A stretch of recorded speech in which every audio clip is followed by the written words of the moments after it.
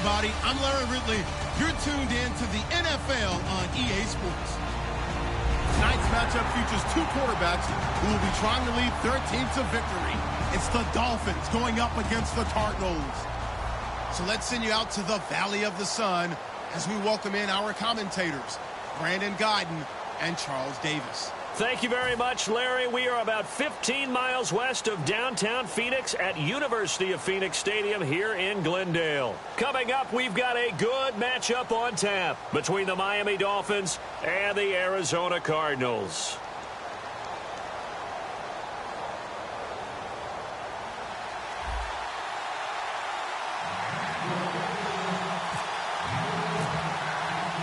Getting ready is the kicker, Andrew Franks. 22 men ready to do battle. It's time to dance.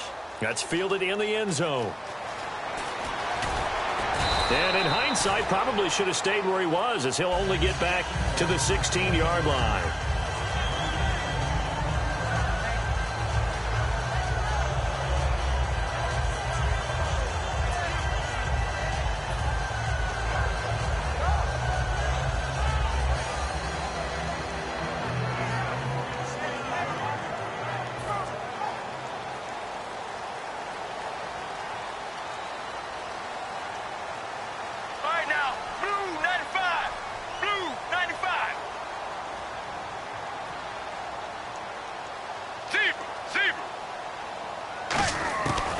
First down, it's Palmer. He gets it into the hands of Larry Fitzgerald. Well, you know something, hard work and incredible efficiency does pay off, and that's Larry Fitzgerald of Arizona. 107 catches. I thought he's supposed to be getting older and slowing down. I was just going to say, people are wondering when Father Time's going to catch him, but he's too fast for Father Time. Right now, he's keeping Father Time at bay, and in fact, is still continuing to flourish in the desert.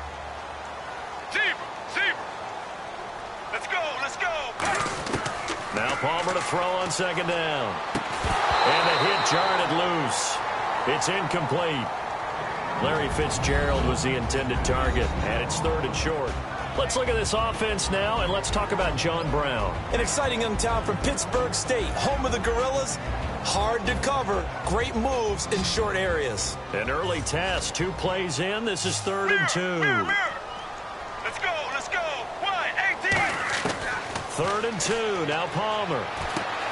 It's caught, Nelson. And he's able to get the first before he's taken down at the 36. Give him 12 yards on that one. It earns him a fresh set of downs. And Brandon, from our time in college football, where receivers weren't running the traditional NFL route tree, one thing they did learn, find open areas, find soft spots, and set up and catch the ball. And I think we just saw that there. Yeah, we saw that indeed, picking up the first. Now Palmer to throw. The tight end, Jermaine Gresham, the intended receiver. And that'll bring up second down. And now a peek at the starters on the defensive side.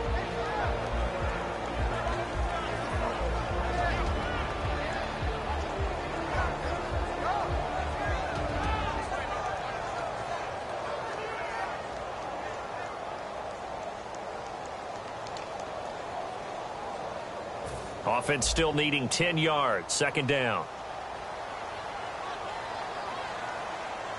Here we go. Blue 58. Blue 58. Sally 19. Sally 19. Second and 10. It's Palmer again. Fitzgerald bringing it in over the middle. And getting this just shy of midfield. They'll spot it at the 49. Anytime you call man coverage against Larry Fitzgerald, you're really holding your breath as a defensive guy, because his ability to run such precise routes and use that big frame that he has, that body against you, it's going to be very difficult to break passes up against him. Yeah, when you make 9 Pro Bowls in your first 12 years, you might want to give him a little bit more coverage than that. Yeah, it's not just athletic ability. He's a thinking man's receiver as well. And the pocket's been protected pretty good here so far on the opening drive. We always talk about confidence in runners and catchers and quarterbacks. How about the protection detail? They're not allowing anyone near the guy throwing the football. And here comes play number 6 on this drive. All right, now, blue 58. Regular. Palmer to throw again. Completes it to Fitzgerald. And he'll get it down on the play to the 37. It'll go as a gain of 6 that time, and it moves the chains as well. Well, if you do read man coverage, Brandon, the drag route's a pretty good one to run against it because you're running away from people on it. Clock rolling as we hit the midway point of this first quarter. All right, now, blue 95. Blue 95. Throwing now, Palmer on first down. It's brought in complete. It's John Brown. Give him 9 there on the first down completion. And how about this first drive? They're being aggressive, slinging it around. Really confident, too, because they're not trying to fool them with running plays, throwing it, and they're being very successful right now.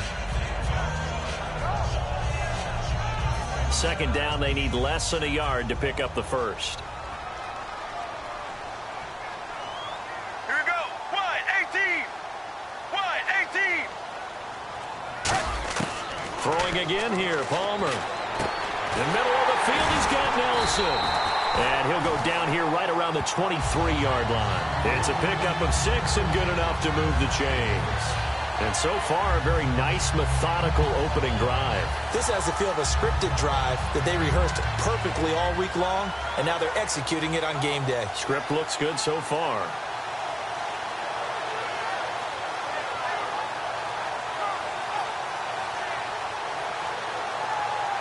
Fresh set of downs here.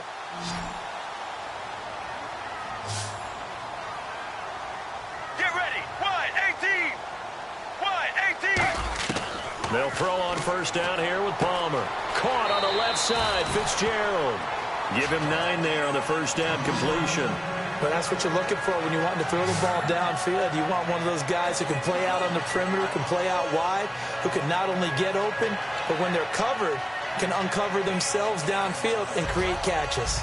Long drive. The defense just cannot seem to catch a break and get off the field. All right, now, blue 95. Blue 95. To throw again, it's Palmer. This will be caught just inside the 10. And he'll be brought down this time at the 5-yard line. And that's one of his advantages of a passer, is now with his height, setting back there in the pocket, firing it over the middle, he can really see everything clearly. It is, and I know that other quarterbacks get it done different ways, all right? You don't have to be his height to make a great play, but what he does is he... And he'll take this one in for the Arizona touchdown. J.J. Nelson from 4 yards out. And the Cardinals take it all the way down the field and score on the opening drive. Here's Chandler Catanzaro for the extra point.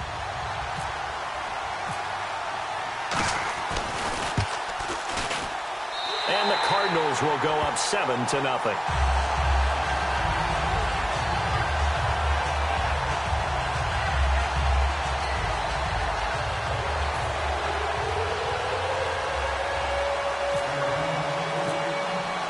Now Catanzaro after the touchdown to kick it away. That's fielded in the end zone. And he'll elect not to return this one, so they'll bring it out to the 25 on the touchback.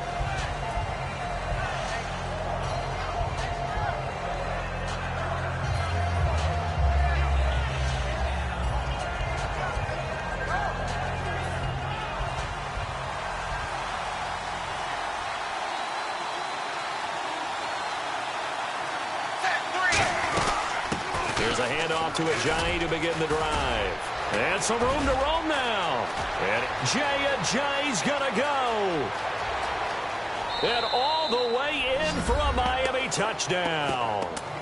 Ajayi, 75 yards. And the Dolphins are an extra point away from tying up this football game.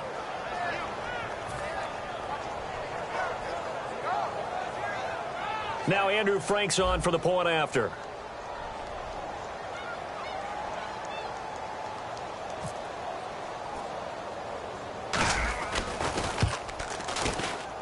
And it's no good. He misses the extra point, and this remains a 7-6 game.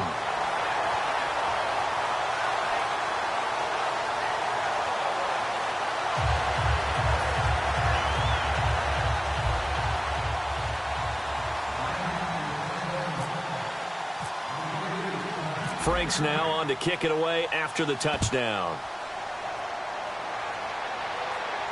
That'll be taken in the end zone.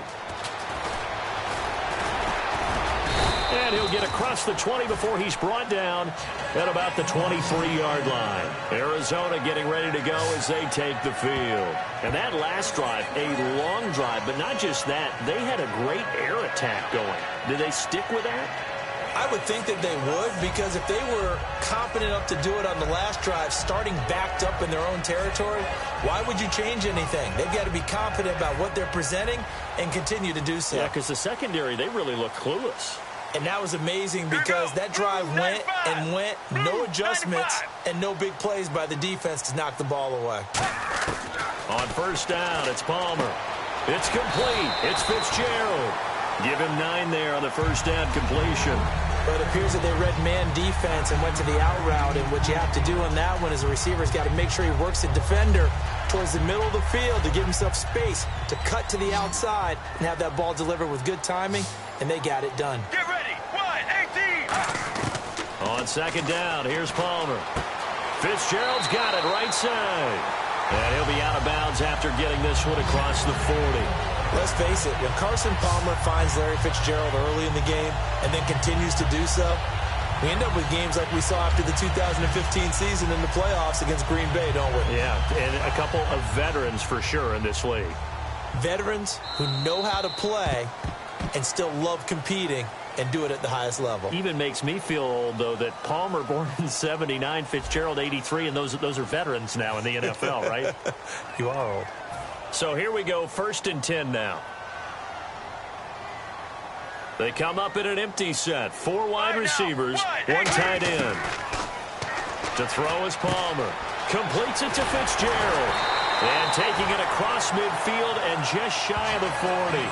18 yards on the pickup there. And the Cards are going to have a first down.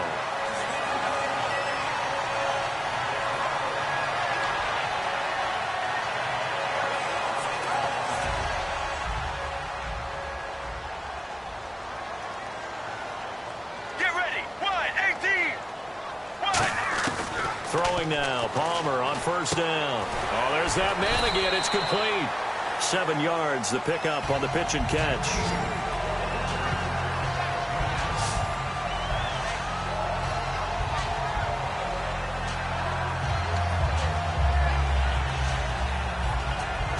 Three yards remaining here on second down. They come out 5 wide, 3 of them to the right side. Again, it's Palmer. And he's got his favorite target yet again. It's complete. Touchdown, Cardinals. Larry Fitzgerald, 33 yards. And the Cardinals will extend their lead. And that is the definition of yards after catch. They go short on the pass, and the receiver does the rest. Seems so harmless, doesn't it? To throw it underneath, a short pass like that. But, boy, it gets dangerous in the hands of the right receiver as he makes a move and takes it the distance. And it's up. It's good. Our score, 14-6.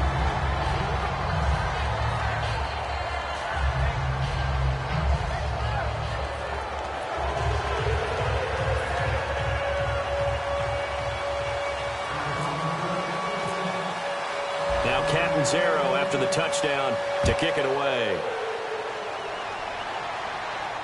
That'll be taken in the end zone. And he won't return this one. He'll go down to a knee, and they'll start at the 25. The Dolphins offense now working their way back onto the field. And coming off a one-play drive that was so deflating for the defense, what's their mentality? How do they rally here and stop this offense? Well, hopefully there's some determination that sets in because they weren't ready to go on the last one. Give all the credit to the offensive guys for getting it done, but to allow a run of that length, that's just not being prepared. So now, are they determined? Are they ready to read their keys and make the proper plays? And we'll see how determined they are. For someone who piled up the yardage that Jay Ajayi did in 2016, I think it was a strange type of a year. How many runners do you know that will end a season with more 200-yard games on the ground than 100-yard games and end up over 1,000. Very, very strange. 3 200-yard games, just 1 100-yard game. All in all, though, how do you see a season? A rough start, but looked pretty good in the end. Rough start, but a really good offensive line that continues to grow. I think the future's really bright for Jay Ajayi and the Dolphins next season. And once again, leverage wins. The offensive line, lower than the defensive front. They moved them and found some good space for the guy carrying the ball. Second down following the run.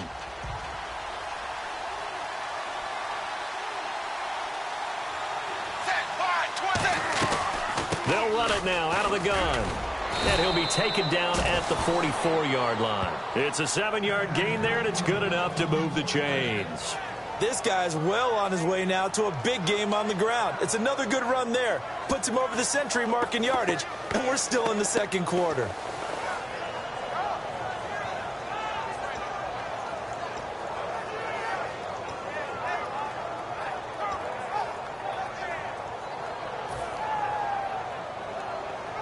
So it'll be first down here after the run.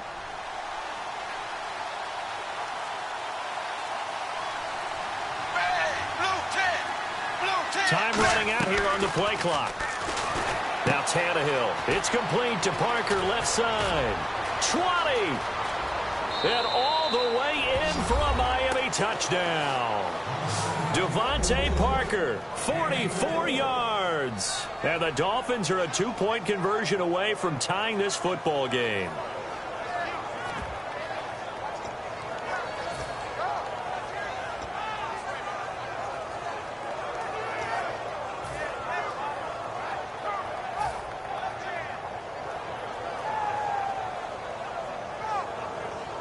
Franks to add the PAT.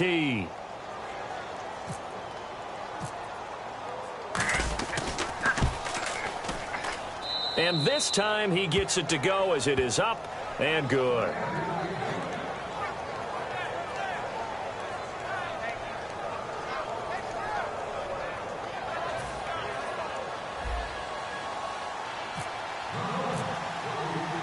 Franks now on to kick it away after the touchdown. Fielded about a yard deep. And not a particularly good return here as they'll be forced to start at the 12-yard line. And the Cardinals offense here ready to take over. Good drive last time. Really effective passing the football. Do you maybe mix it up, now go to the ground game and surprise the defense a little bit? I would anticipate the defense making some changes, but I wouldn't necessarily just absolutely go in the opposite direction. They're doing so well throwing the ball. Yeah, why I wouldn't change it up until they showed me a reason to do so. They come out 5 wide, 3 of them to the right side. They'll throw on first down here with Palmer. Fitzgerald bringing it in over the middle. And brought down, but not before they're able to get it up to the 25.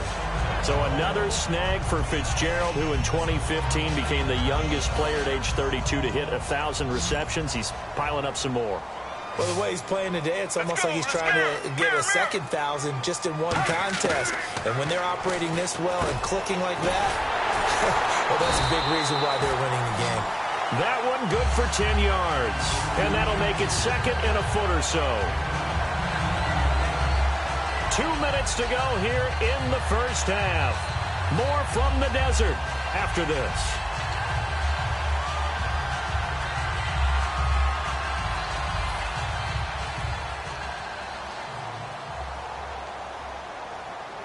Get ready. Blue 95. On second down, Palmer. It's complete. It's Fitzgerald. And able to get this one across the 45 before he's brought down. And they're going to speed things up here. So in the second quarter, he's already up over 100 yards receiving now. It isn't 100. And now a fumble. The ball's out. And his crew will take over at their own 45-yard line. Out comes the Miami offensive unit now. They get set to take over. Last time they were out, they scored. Still trailing here, though, so some work to do. But it's okay in terms of mindset. Because they scored the last time, they're not quite as worried about being down on the scoreboard because now their confidence is a little bit higher. They feel like they've got something going, and they feel like they can attack again and put more points on the board. Are you scoreboard watching if you're the offense, or are you just focused on this drive? We wouldn't be telling the truth if we said that they didn't scoreboard watch. Everyone does it to some extent. But you've got to set it aside right now and just focus on this series. That'll take care of the scoreboard if they punch it into the end zone.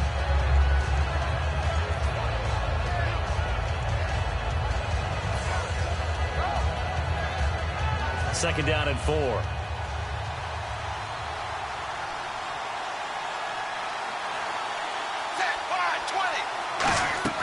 Here's Tannehill. They set up the screen to Ajayi. They'll wind up losing 3. And now it's third down. Time to give a little credit here. That was an excellent read by the guys on the defensive side of the ball. Well, you're crediting your defense. Got to credit them on that one because they tried to fool them, right? Tried to trick them. Ran a screen, and they went to it and smothered it for a loss of yardage.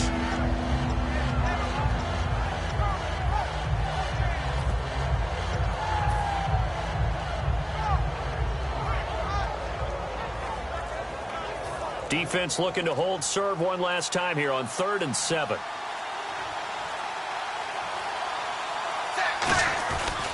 They'll run with a backup. This is Williams. And some room to maneuver. And all the way in for a Miami touchdown. Damian Williams. And while that touchdown does not give them an insurmountable lead, it's still a lead, and that always feels good to a team. They'd love to take that into the lockers, but a little time left on that clock, so some work to do. I like that. I like how you're guarding against a letdown there. Marty looking forward. Coaching them up from right up here in the booth. Now Franks for the extra point.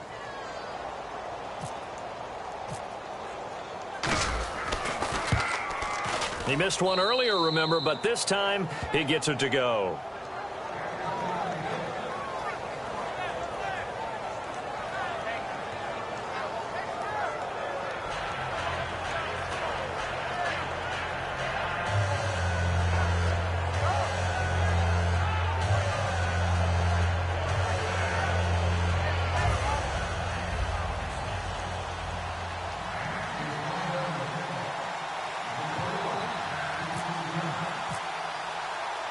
Franks now on to kick it away after the touchdown. This fielded a few yards into the end zone. And he will be brought down here at about the 17-yard line. The Cardinal offense now making their way back out onto the field. And what do you think goes on here in this situation? If you got the football, you're trailing, you're back in your own territory with just a little time. Do you try something? You're thinking about jump-starting your team, right? You just mentioned it. They're down. They're trying to get back into the game. But you got to figure if something goes wrong, you may have put yourself in a spot where you may not be able to come back in the second half. Managing risk, this is a big decision here. Now Palmer on first down. Underneath for Johnson. And he'll be out of bounds at the 25-yard line. It's a gain of 7, and it'll bring up a second down. So many times you hear today's NFL described as a space game. Get your best players into space with the football in their hands. That's why sometimes you just swing it out to your runner, get him out in the flat, and let him have a chance to make people miss an open field.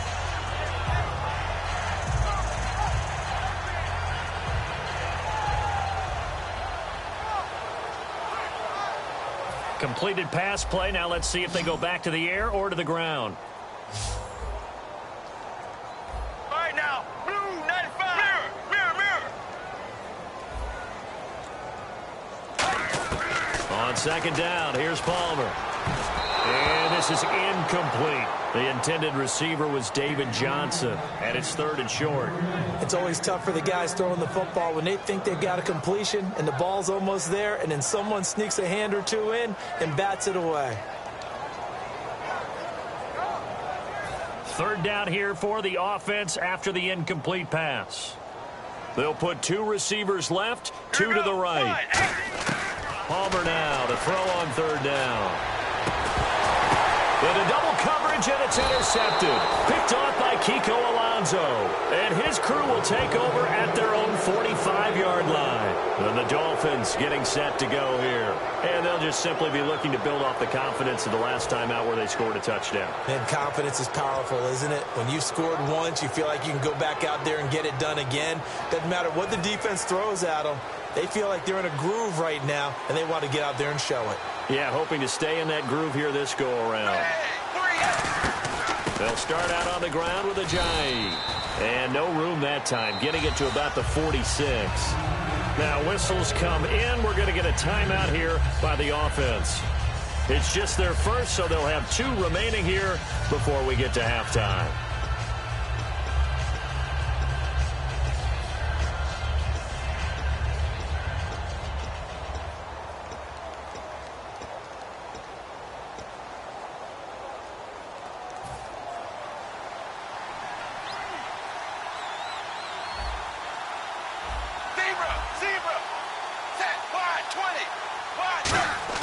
To throw on second down is Tannehill. He's going to look deep now for Landry.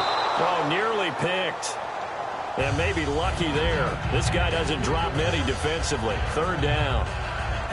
One of the toughest things about playing defensive back is pattern reading, trying to figure out what they're doing. And on that one, they had to fly, just sending a guy downfield with the in route accompanying it, what people call a dagger route, trying to hit the guy underneath after the clear out.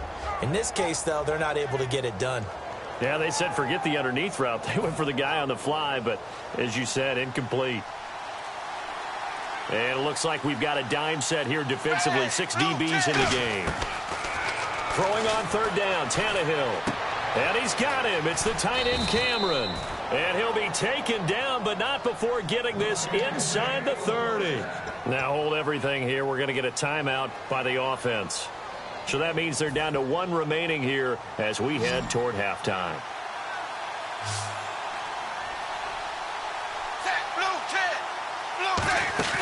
They go play action here on first down. Finding time. That is caught inside the 5. And they do stop him, but he takes it all the way to the 2. Now whistles come in. We're going to get a timeout here by the offense. And with halftime on the horizon, they'll be out of timeouts from here forward. And now a first down following that long gain. Again, Tannehill. And this is caught by Cameron for a Miami touchdown. Jordan Cameron as the first half is winding down. And the Dolphins are able to grow their lead.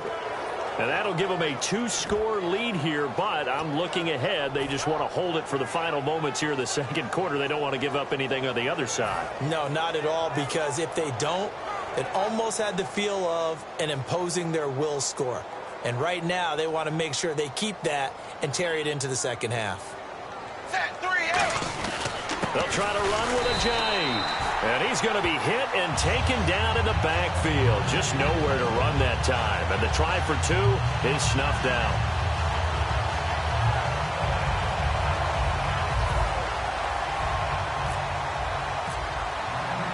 Franks now on to kick it away after the touchdown. That's fielded in the end zone.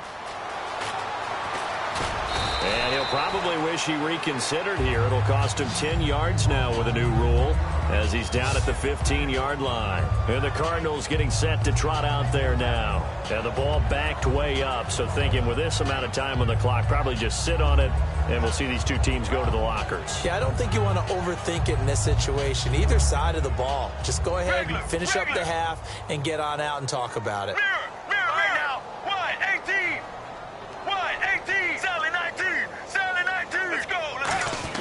Trying to shake off the interception. He'll look to throw. Fitzgerald bringing it in over the middle. They give him 13 yards there on the play and a fresh set of downs. That's it for the first half. 2 more quarters to go. We'll have plenty more to see after the break. Welcome back. Halftime over. We are ready for quarter number 3. Alongside Charles Davis, I'm Brandon Gordon.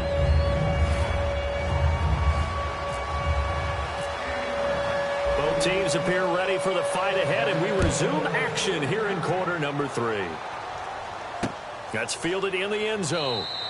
And no run back here. This will be a touchback, and it comes out to the 25-yard line. Out comes the Dolphins now. They'll go on offense first here in this third quarter. They built a good first-half lead. Now they have a chance to add on to it. And what I'm thinking is that the offensive staff spent the entire halftime just working with them on, here's what we think they're going to do to attack us in the second half. Nice first half that we've had, guys, but be prepared for some change-ups. We're going to see them when we kick it off in the second half. See how they handle any adjustments that might be made defensively. 2 yards on the pickup there. It'll be 2nd and 8. Well, that's not a run that's going to make any of the highlight tapes, but they've been moving it well all game on the ground. This is another one that keeps them moving forward.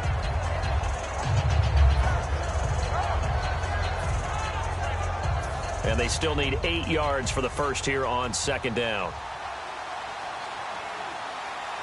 380. 380. They stay on the ground. Again, it's Ajayi. And for one of the few times here today, this run's not going to go anywhere. They'll lose a yard, and it brings up 3rd. Well, Brandon, he's had a great day, and sometimes that just happens. It is the NFL. They will make some plays against you. And on 3rd and 8, defensively, they're going to beef up the secondary. 6 defensive backs. Out of the gun, Tannehill. He's got time in the pocket. Looking deep downfield. So they took a shot there on 3rd down, couldn't get it. Now it's 4. One thing I know from experience is that when the deep ball is thrown and you're the defender, you've got to fight that little bit of panic that emerges. You've got to play the ball really well. It's a 50-50 jump ball play. And guess what? They took a shot. How are you going to win it? And in this case, they managed to get it done.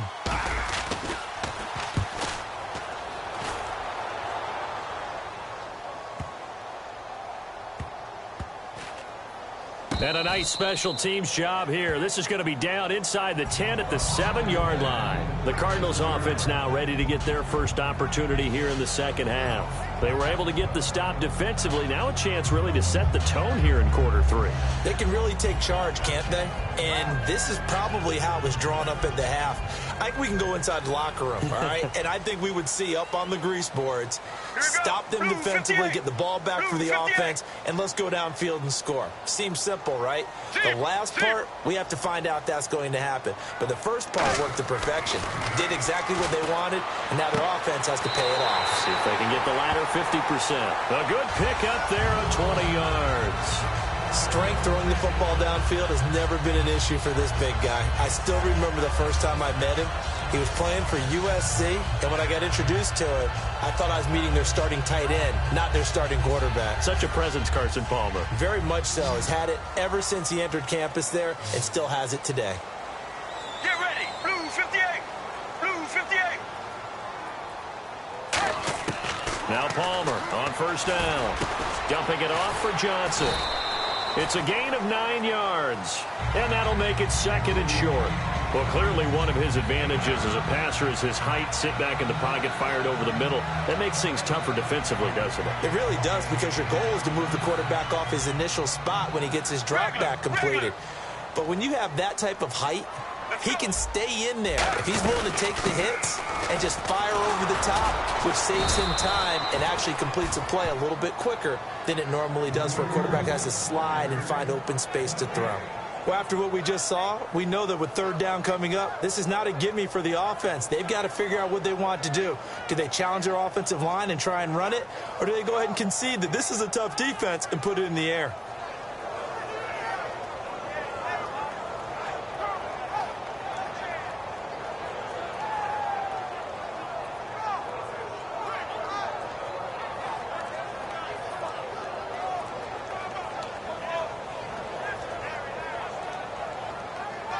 So 1 yard to go here on 3rd down.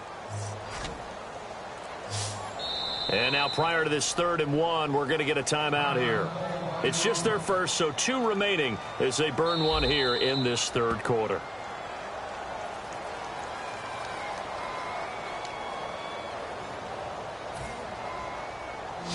The head coach relied on his eagle eye in the sky to make the right call and was told to challenge it, and it looks like it's paid off. And from a coach's standpoint, when you throw that flag, it's probably a pretty tense moment. Here it pays off. Yeah, you have that little bit of indecision. You throw it where you feel like you're right, and then you think, uh-oh, Did I get it right? In this case, they can celebrate. And they're on 3rd and short. They just tried to spread the field. It worked. And I think that the spreading of the field, the extra receivers, has really become the next in the evolutionary chain in the NFL. Go all the way back in that situation, you're handed to the fullback, right? As we evolved, maybe you pitched it to your tailback. Now you spread the field, and you have your choices of where to throw it and complete it for a first down.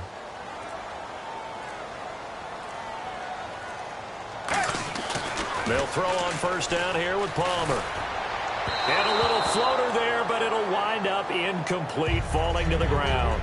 All right, different topic here. 2018, the Super Bowl, traveling north, far north to Minneapolis. Early predictions for that one. Who you got? Well, you know, everyone's still waiting in the NFL for a home team to play in its home stadium, right? So could the Vikings be that team? I'll start in the NFC, and I'm going to say no. I think Seattle. Starting to get near that maybe last run with their defense. Earl Thomas returns. I like Seattle coming out of the NFC. How about you? Well, I'm actually going to take a Dallas Cowboys NFC title run. I think that they came. Now that'll be tipped and intercepted. A great read, and it's picked off. And they'll set up shop in enemy territory at the 45-yard line. And the Dolphins offense now ready to go back out on the field. They're out in front. Last time they had to punt it away. We'll see if they can add to their lead now. They don't want to go out and punt it away again. This team now wants to get a cushion, put people away. They want to run their offense and have it end up in the end zone. They'll run it now out of the gun. And he'll be brought down at about the 42. 3 yards on the pickup there, and it'll be second down. We always like to talk about defense in terms of levels. First level defensive line, second level linebackers, third level defensive backs. On that run, that was what we call a first level run, and it was stopped by a second level player.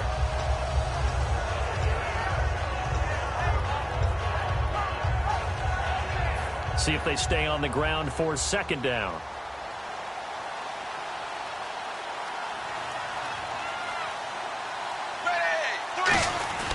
They run again with Ajayi. And the lane closes up quickly as he'll get about 3 down to the 38. The tackle made there by Dayon Buchanan. But really, that was no surprise there. They've been running it well all game. And I know goals change all the time, but any team will take that type of run each and every time. So following the run, we'll see what they do here on third down.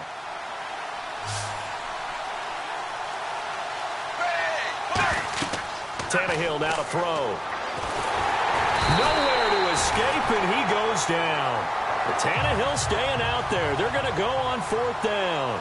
Well, the beauty of screen passes is they take a little time to develop, and they can often hit big, but sometimes they take too long to develop, and sometimes you get sacked. Yeah, what's perfectly called for a defense to attack a screen?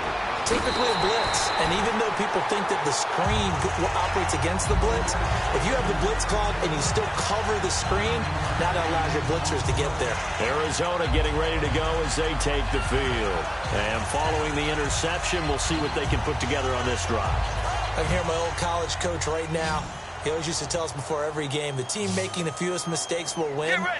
What they're hoping is that that last mistake is their only one of the game. Coaches, that's all they talk about, turnovers, right? Minimizing those and maximizing opportunities. Fitzgerald's got it right side. The completion good for 3, and it's second down. Well, they brought the pressure, and that meant man coverage behind him, so he's still able to complete the pass. Even as he took the hit. And that's what you have to do, because I was just talking with a coach the other day, and he said, look, it's not always going to be pretty back there. You're going to have to give me completions, even when you're taking some hits. Sometimes you have to be your own blitz control, for lack of a better term. Got to make completions, step up, and make those throws, and he did that. They come out 5 wide, 3 of them to the right side. Blue 58, mirror, mirror, mirror. On second down, Palmer. Caught on the left side, Fitzgerald. And he'll be taken down across the 50 at the 45 in enemy territory.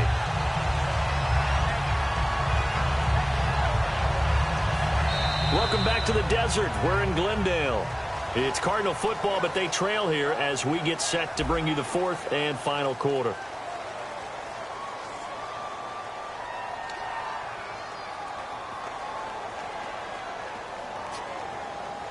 First down and 10 now for the offensive group.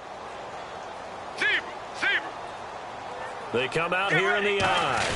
A first down carry here for Johnson. And some good tackling there as he stopped up at about the 41. Calling a gain of 4 on first, and that'll make it second down.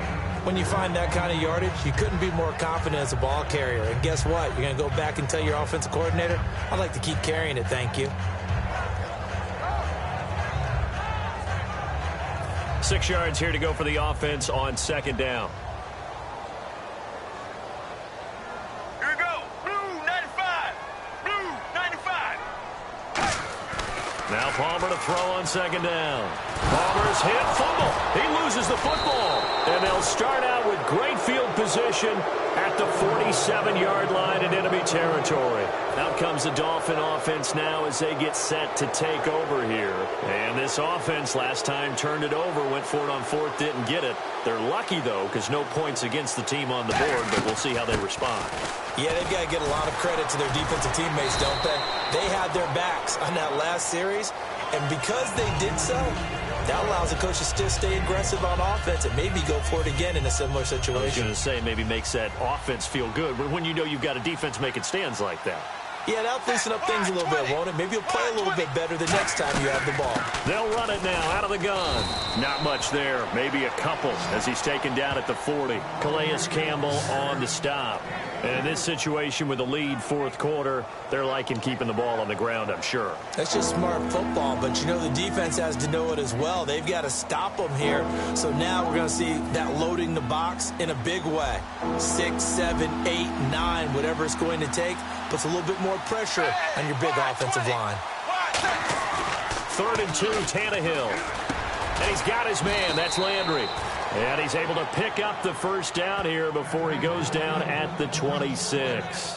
And that pickup of a first down, that's going to leave a mark because they really needed to stop them there, didn't they? Oh, so frustrating. Defensively, you're a play away from getting that football back here down late. Tough. Now they've got to find a way to create a turnover or takeaway. Otherwise, this one will probably get away from them. Tannehill now to give to Ajayi. And down inside the 15 he goes. Give him 13 on the pickup there. And the Dolphins are going to get a first down. All the elements of what you want out of a play came together on that one. A really nice run, took care of the football, and even more importantly, taking the clock under 4 minutes now.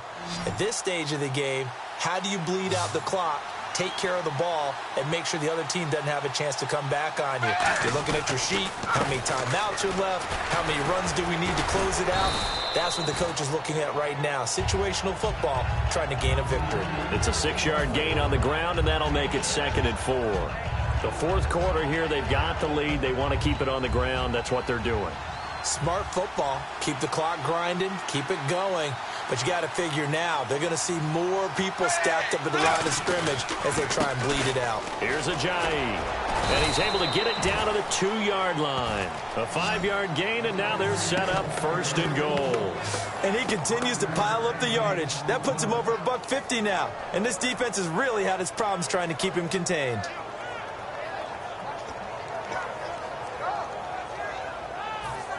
So they pick up the first down after the run, and now they approach for the fresh set. Time for a break. We're back to finish this one off after this.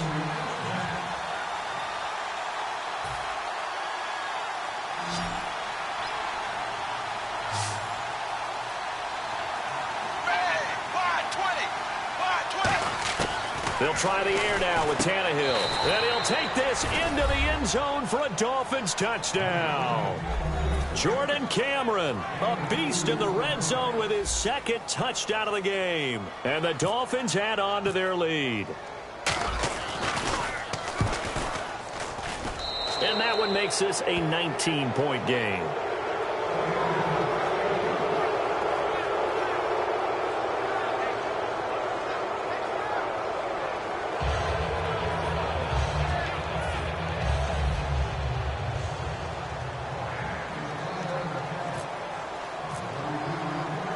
Frank's now on to kick it away after the touchdown. And now here's Ross. And he'll take it back to about the 19-yard line. The Cardinals offense now works their way back onto the field. They're down big here late. I don't know. You just one last drive here for pride? Some people like to do that. I remember playing for a guy once. We were down huge, and someone said, "Coach, what do you want to call?" He just waved a hand like, who cares? Let's get out of here and do something some other time. But some teams like to do something at the end to feel a little bit better as they continue to move forward. Yeah, probably just want to put this one behind them. And this one complete to Jermaine Gresham. And he's going to get this one across the 30-yard line. And there's a completion to the tight end. And look at the size of these players nowadays. At that spot, 6'4", 6'5", and up. A lot of guys used to be basketball players, somehow came back to football. That's really good for the game of football. You're getting better athleticism, great hand-eye coordination, guys who know how to control their bodies when they run their routes. Here we go. Now Palmer on first down. And it's incomplete. Boy, he doesn't drop many like that one. Second down. Well, the obvious goal is to try and score a touchdown, but at the least, adding to a pretty big yardage total for his intended receiver there, huh? Yeah, well, when you got a guy over 150 yards, keep chucking it deep to him, I guess. Yeah, no doubt about it. You can get it to him short, and he can make plays that way, but I like what you just said. Throw it to him deep and get it in a big chunk. But incomplete on that try. One receiver right, that's Brown. Here's Palmer to throw. Caught, right side, Gresham. And brought down, but not before reaching the 45-yard line. Partner, it's a lot of fun watching the NFL now, isn't it? Because when the big fella runs routes, it used to be when we were kids, he'd run about 3 different routes, and that was it. Now he can run anything and catch the balls we just saw there.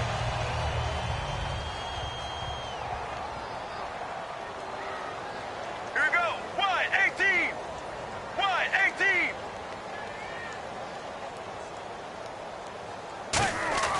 Throwing now, Palmer on first down. It's caught left side by John Brown. 5 yards on the catch there, brings up second down. He had time, was able to survey the field and find a soft spot in that zone coverage. And that's where it gets difficult for a defender, Brandon. You go to your spots on the field that you have to cover, and when the offense finds an area that you're not in, that's where they throw the football. So they complete the pass, and now they face a second down. Let's go. Let's go. Blue 95. Blue. From midfield now, here's Palmer. And now this one's intercepted. A third interception for Palmer. A great read, and it's picked off. So now here come the Dolphins. They have the big cushion. Here in the final stages of this one, I don't know if there's any better feeling than being up big on the road. There really can't be, because for a team to go on the road and win in the NFL, that's huge to begin with. But just think about all the preparation that went into it. When they first started talking about this game, leading up to it during the week, going on the road, unfamiliar city, obviously, unfamiliar hotel. No one's going to be with you once you get to the stadium. They're all going to be against you. You name it, all those things they had to deal with, they were able to conquer them and do it convincingly. Yeah, they did it very convincingly, and now the final moments of this one.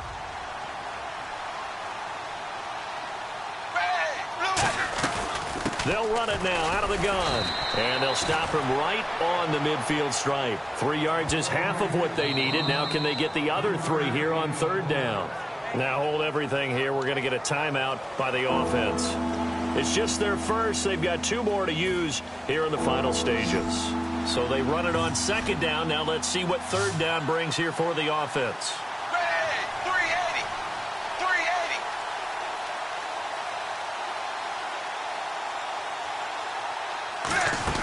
From the 50, it's Tannehill. Looks for Parker, and it's intercepted. Picked up by Dayon Buchanan. And the return stops at the 39-yard line. So out now come the Cardinals. This is just an exercise in futility. Do you even bother running a play here offensively? I wouldn't, because now is not going to erase what's happened during the game. So after it's over, you're going to go to the film, find out where the game was really lost. But this is not a situation now where you're going to make up for anything. We'll see what they do here. One last shot for Palmer. Nowhere to escape, and he goes down. Well, Charles, it's great to win at home in the NFL. When you win on the road, it's a little extra special, isn't it? It is, because, let's face it, in most cases, you're not expected to go on the road and win in the National Football League. It just doesn't usually compute. So to get out there, get that done, and then head back to your city with one in the victory column, oh, that's a fantastic feeling.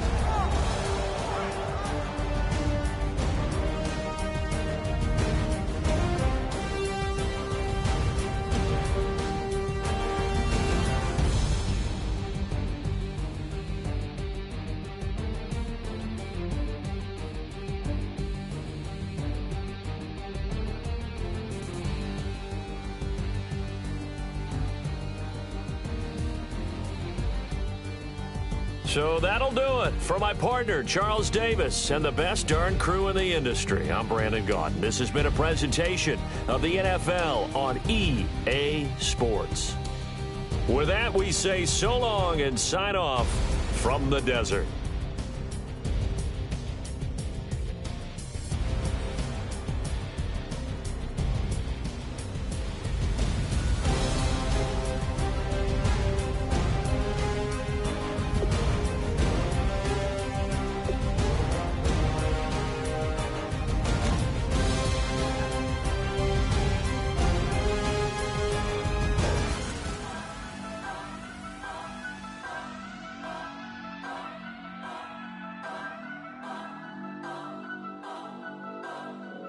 Turn up. I'm breaking in. I'm at the pearly gates, but they won't let it in. I told the devil, I said, I ain't trying to sin. Yeah. No, I ain't trying to sin. Yeah. Pray to the Lord, Daddy, let me in.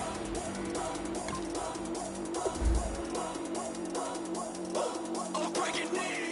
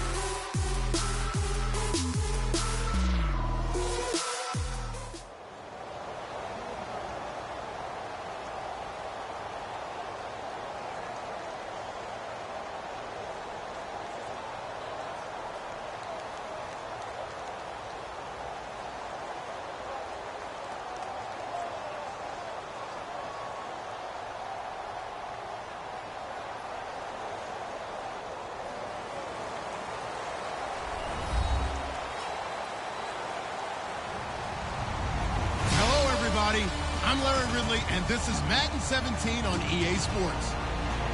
We've got a good one on tap today, and there's going to be two quarterbacks ready to get it done on the gridiron.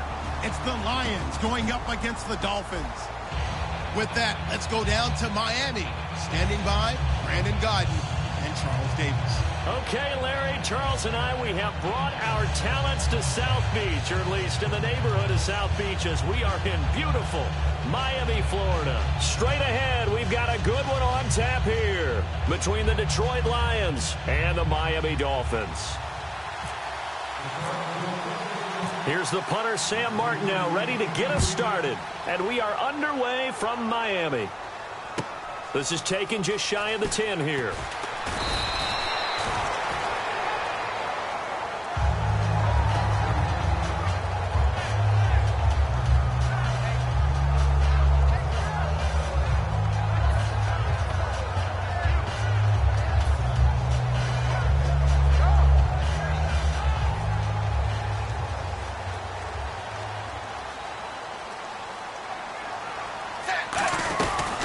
They'll begin the drive with a jive. And not too much going there as he'll get it up to the 23-yard line. 2 yards on the carry there. It'll be second down. And a very capable offensive unit here. One of the headliners, Jordan Cameron. He's listed as a tight end, but he's at his best when he flexes away from the line of scrimmage and runs routes like a receiver.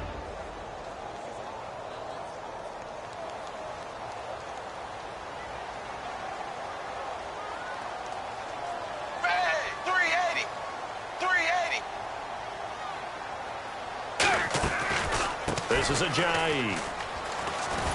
And he'll get this one up to the 26. Give him 3 yards, and now they're left needing a conversion here on 3rd and 6.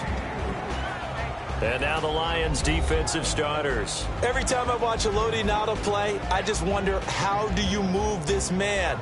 And then when he shows his movement ability, look out, quarterbacks. This defense looking for an early stop. This is 3rd down and 6. Hey, 380. 380. Throwing on 3rd down, Tannehill. And he's got his man. That's Landry.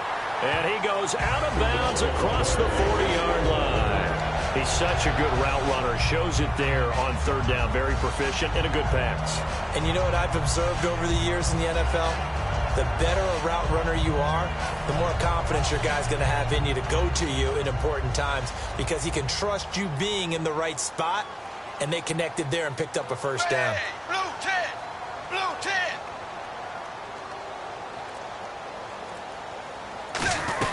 They'll run it now out of the gun. And he's going to be met at the line of scrimmage and taken down. That's going to go as a loss of a yard, and it'll be 2nd down. Well, on that play, the expression, don't blink, you might miss something, certainly applied. That was fast. Defense diagnosed the play, and it was over in a heartbeat.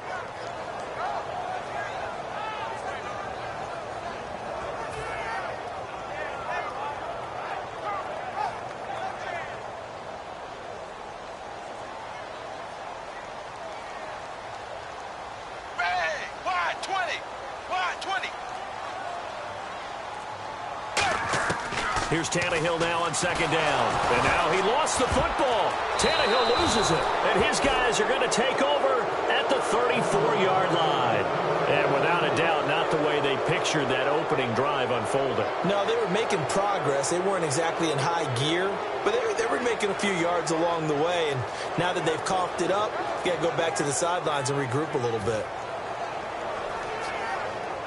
Really nice starting field position here for the offensive unit.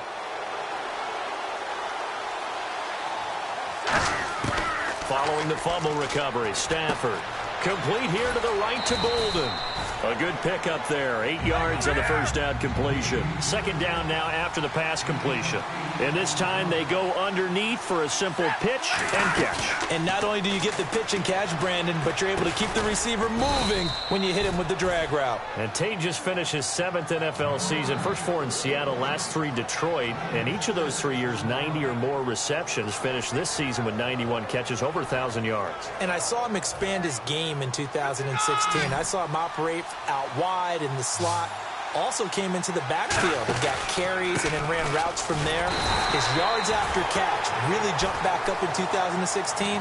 And Golden Tate has shown that he's more than capable of being a #1 receiver in the NFL. Well, this past season was tough for Abdullah. Foot injury costing him the last 14 games of the year, and that was a big blow. They could never really get that running game going, could they? It changed everything for them because Theo Riddick, who is his backup, is really a 3rd down back, the guy that they want to use out of the backfield to catch passes in open space. He had to become more of a runner, and I think that limited his effectiveness at doing what he does best. Amir Abdullah was drafted to be their lead runner. They keep him healthy. That'll help the Lions offense in 2017. So 3rd and 7 and an extra defensive back on the field here. Definitely want to play coverage here. And Tate's got it. And he picks up the first as he's able to take it down to the 7-yard line. I don't care how many times we see it. I still get a kick out of watching quarterbacks and receivers do the pass tree in pregame warm-up. But I always remember that when we go to practices, we see that after practices as well. They really tune it up, don't they? They tune it up. They know why they do it for these situations. First down. And they build that trust, and that's why they're able to find him in this type of a situation. And a look at the defense now.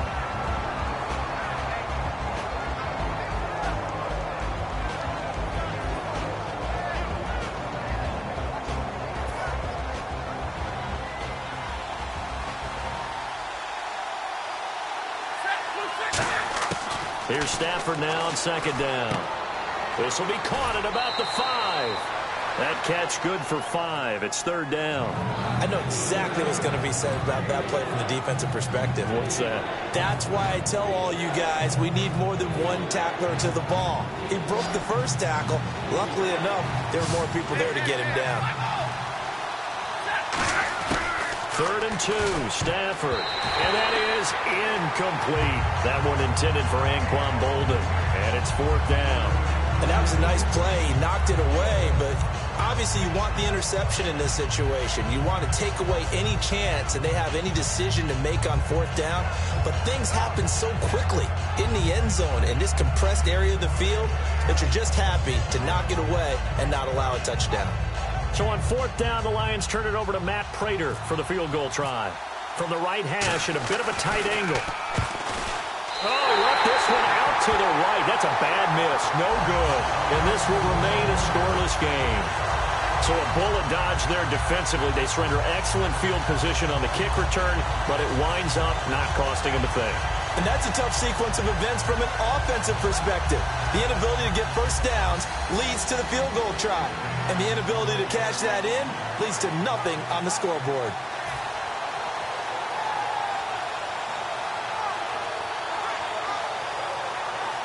The Dolphins offense now heads back on the field. And a fumble last time. Ball security. Talk about it all the time in the National Football League. They've got to be better at it on this drive. Don't you think that when every team gets together for the first time, I don't care if it's OTAs, mini camps, first day of camp in the regular season, ball security comes up about what, the second sentence of the coach's address? And those are so many drills focus on that. All the time, and they do drills to make it even tougher to simulate game situations. Doesn't always work out, though.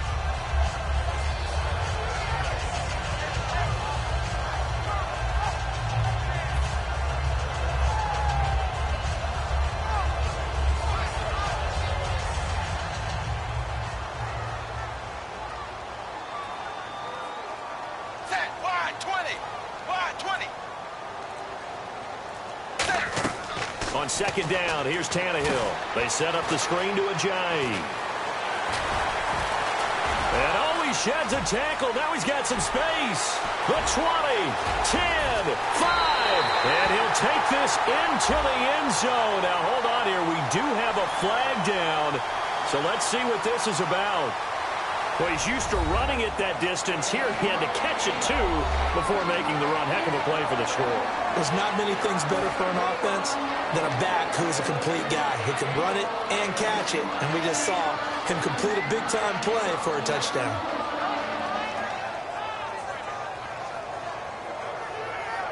Now Andrew Frank's on for the point after.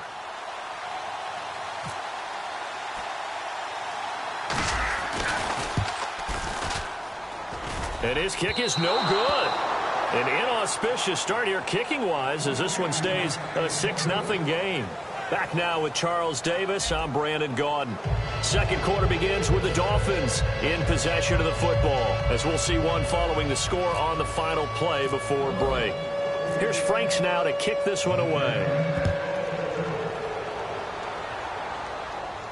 That'll be taken in the end zone.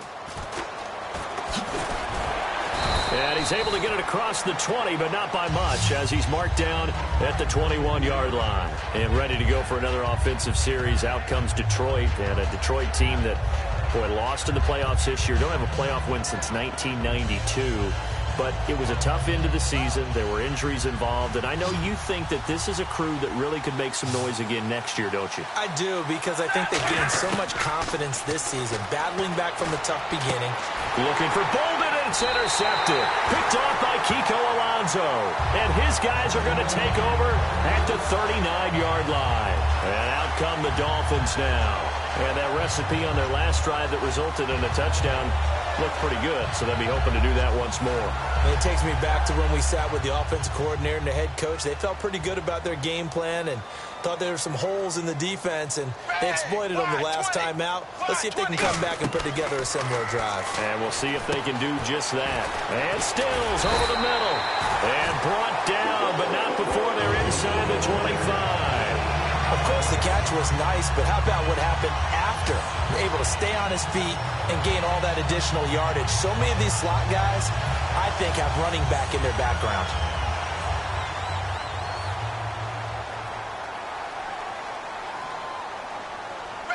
Wide 20.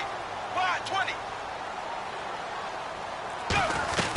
They'll run it now out of the gun. And he's going to fight his way forward here for a modest gain. He'll get a nice chunk there on the first down run, and it's 2nd and 4. And that looked like some pretty easy yardage there right up the gut. And he's a guy that has some height to him. So when you don't have to drop a shoulder or create or get through contact or trash, makes it a lot easier to stay upright, see the field, and make a run as we just saw there.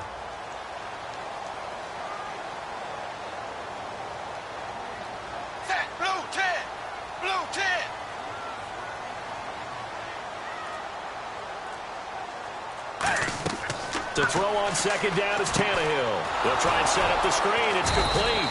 And he'll get him inside the 15 down to the 14-yard line. They'll get a couple yards on that one, and that'll lead here to a 3rd down. In order for a screen pass to break big, a lot of things have to come together and be well executed, but all it takes is one small thing to go wrong and keep it from being a big gain.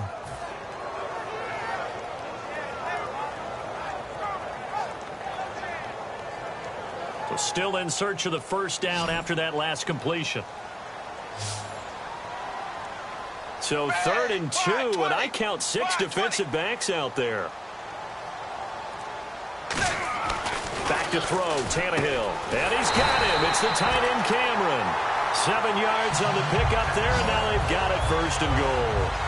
And fit's the exact right word. Over the middle, there's almost always traffic, so anytime you're a receiver in that area, you're not just focused on catching the football.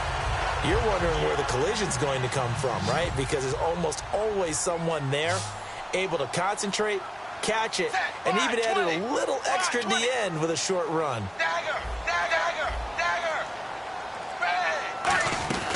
They'll run it now out of the gun. And he'll be stopped up after only a couple of yards as he gets it down to the 5. And a nice job defensively to keep him out of the end zone. He's trying to get his 2nd touchdown already in the 1st half. They had that one earlier, was bidding for a 2nd.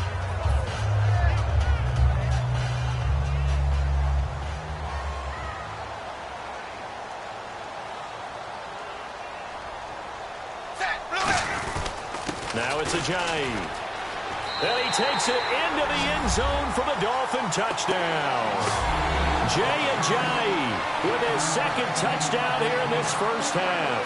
And the Dolphins are able to grow their lead. Well, let the natural light of today reflect that he is now getting into the end zone 2 times. Look at you. You're a little Ralph Waldo Emerson, is that his name? No, I was just going with the meteorologist. Said it was a day game. I'm here. And he atones for his miss the 1st time around as this one is up and good to extend their lead.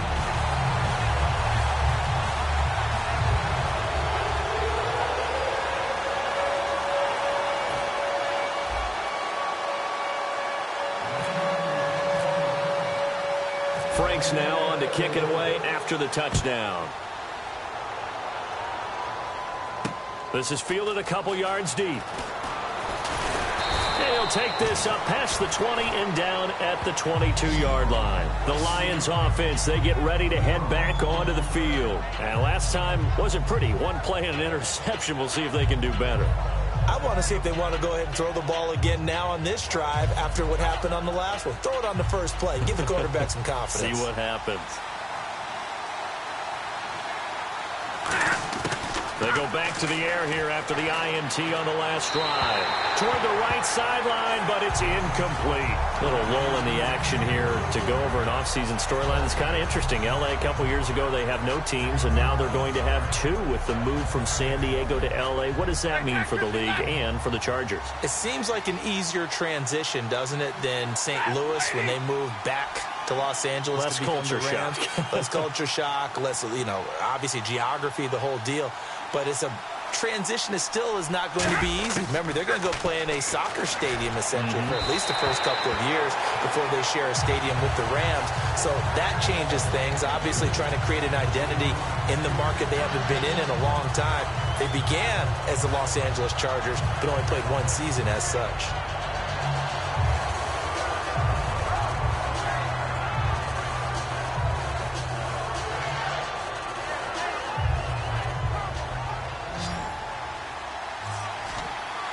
So here we go now. An extra defensive back in there on 3rd and 10.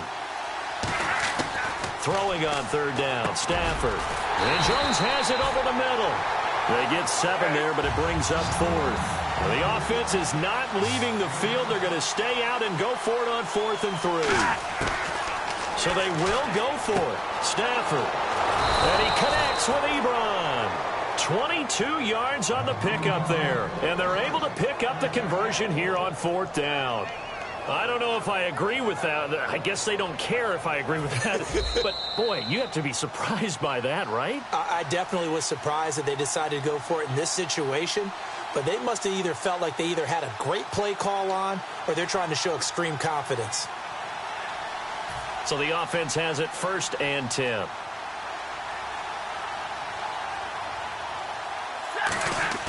From the 50, Stafford. Looking for his running back, and he's got it. And he gets this inside the 35-yard line. They'll get 16 yards there. And the Lions are going to have a first. And the offense moving quickly to the line. They go play action here on 1st down. He's going to find his running back. It's complete. Give him 8 on the play, and that'll make it a 2nd down. And when you have a guy in the backfield who can catch the football, you don't just use him strictly for checkdowns or dump-offs. You make him part of the primary passing attack because what you're trying to do is get him into open field and then let him make people miss and advance the football.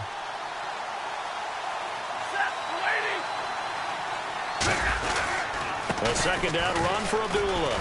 And they'll bring him down at the 18-yard line. It's an 8-yard pickup and leads to a new set. We always talk about good down and distance, allowing offenses to expand their playbook. Well, 2nd and 2, that means your playbook's wide open. You can run just about anything.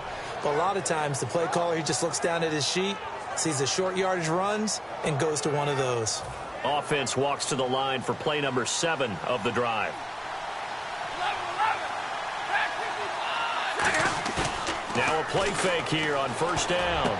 He's got his man. It's caught for a Lion touchdown.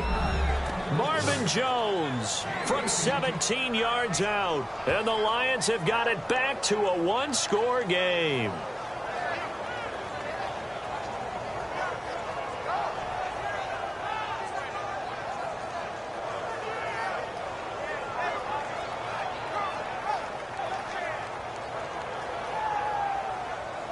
Now Matt Prater for the point after. And his kick is no good. Misses the PAT, a mistake there. And this remains a 7-point game.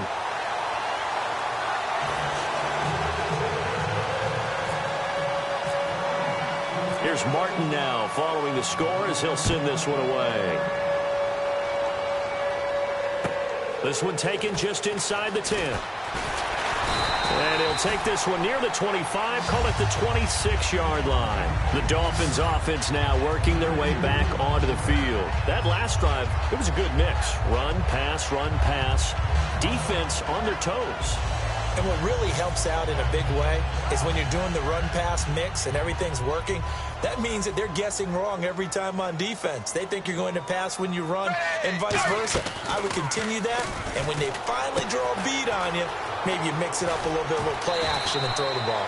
And will they maintain that balance? Time to find out. It's a 9-yard pickup on the play, and it'll be 2nd and about a yard. Now whistles come in. We're going to get a timeout here by the offense. It's just their first, so they'll have 2 remaining here before we get to halftime.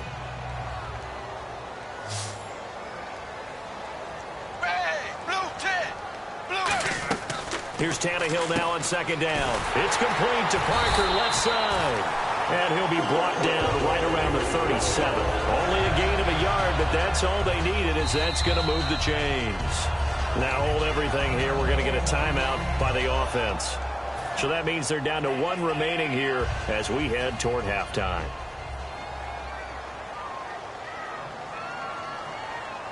Set, blue 10. Blue 10.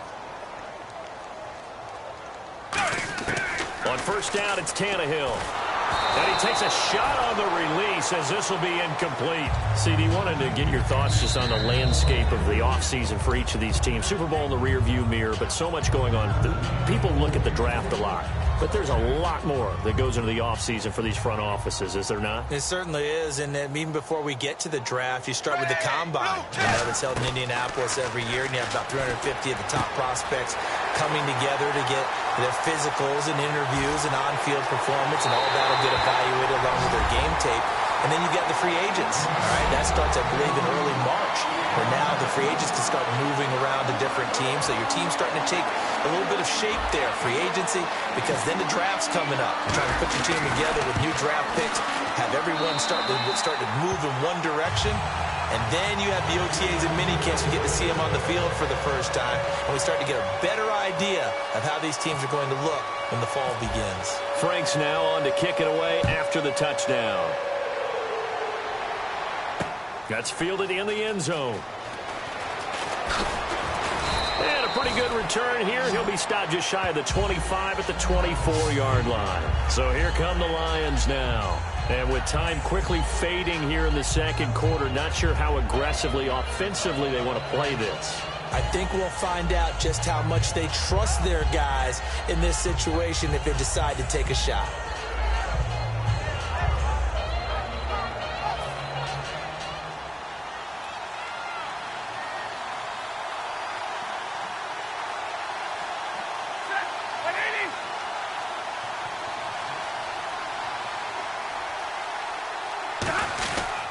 They start the drive with Abdullah. And he'll get this one up to the 26. Just a yard on the first down carry, so it's 2nd and 9. Cameron Wake makes plays like that look simple because I think he plays with excellent leverage. Really does a nice job of looking for Jones, and it's intercepted. Picked off by Rashad Jones. That late in the clock, second quarter, why not just run it a time or two and get it into the locker room?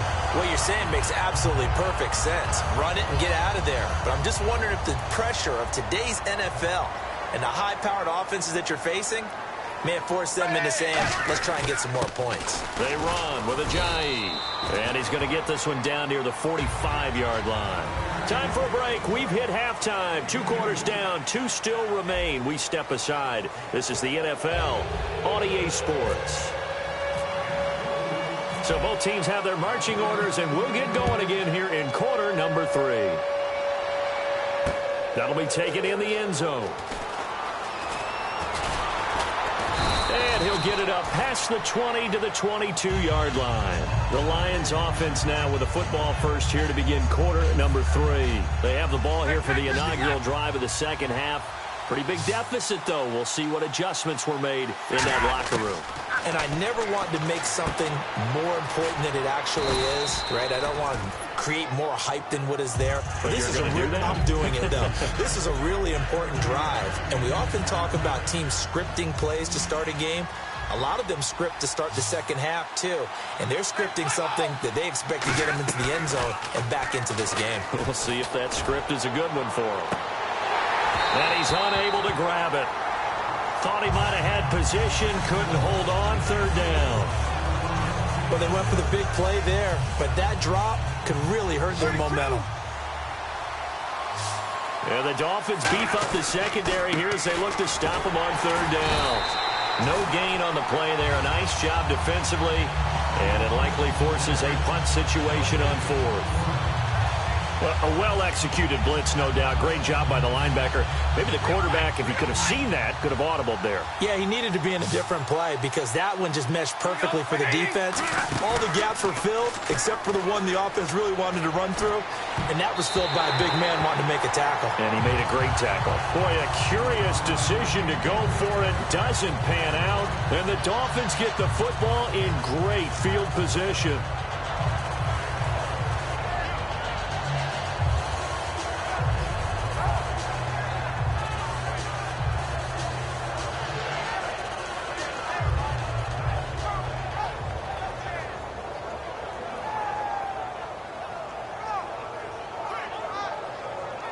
And they'll start this drive with very good field position.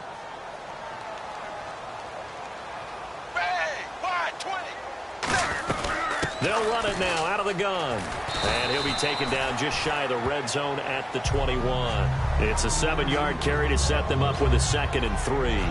And third quarter here, you've got the lead. This is where that strong run game can really benefit you. Stayed in bounds there, kept the clock going.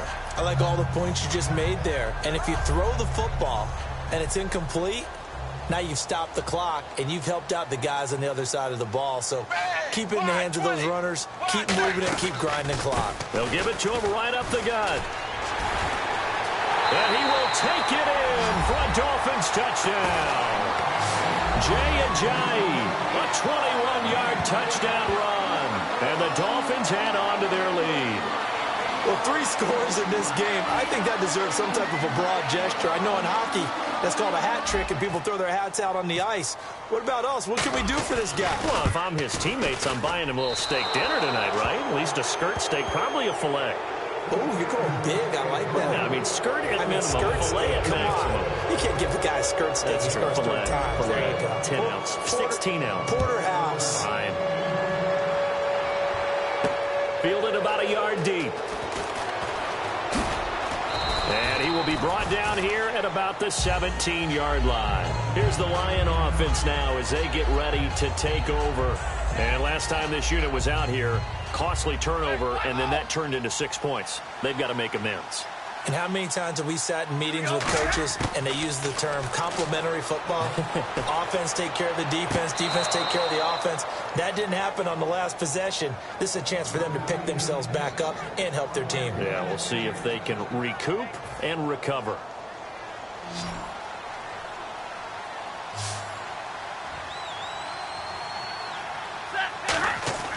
On 1st and 10, Stafford. And it pops free. The collision there jarred the ball loose and brings up 2nd down. Well, you mind if we go off topic for a second? No, let's go. I like to do that randomly.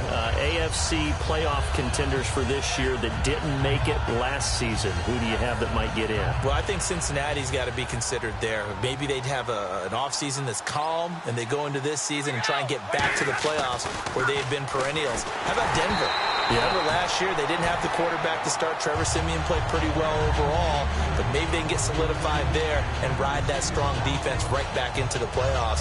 I'm going to give you a couple a little bit off the pace. Indianapolis cannot afford to squander Andrew Luck, one of the better young quarterbacks in the game. They've got to get back to the playoffs. And Buffalo, brand new head coach, brand new people running the ball club. Let's see if they can figure it out, because I think defensively they can be awfully strong. Jordan Phillips coming in to drop him for a loss of 8, and it'll be 4th down.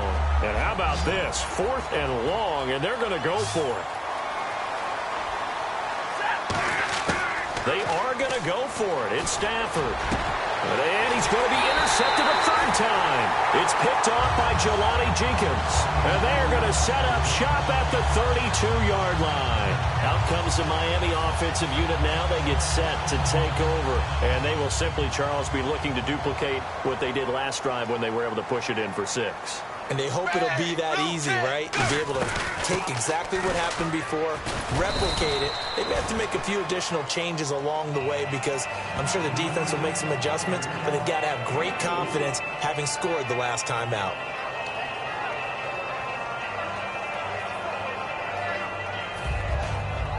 Second down to the offense in search of 6 yards. Set, blue 10, blue 10.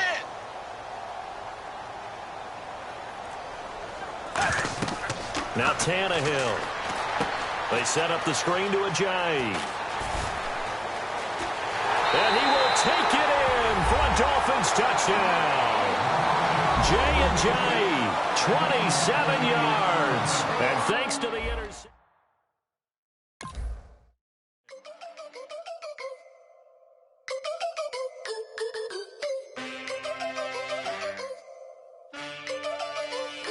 Can I get a witness in the darkness? 'Cause there ain't no love at all to be found. Feeling like a freight train, trying to break chains. Everybody needs somebody, no doubt. Sugar, just step into your sneakers and step behind the speakers. Your heart will keep me beating and make me a believer. Don't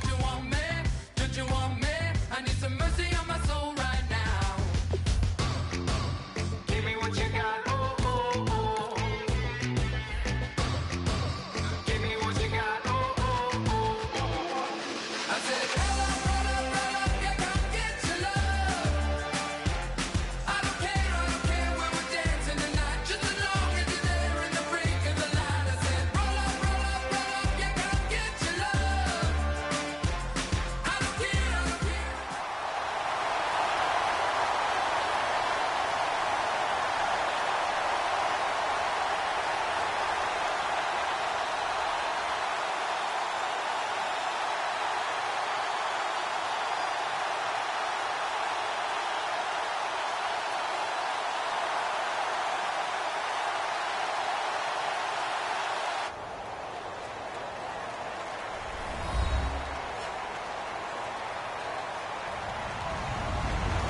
Hello, everybody. I'm Larry Ridley, and this is the NFL on EA Sports.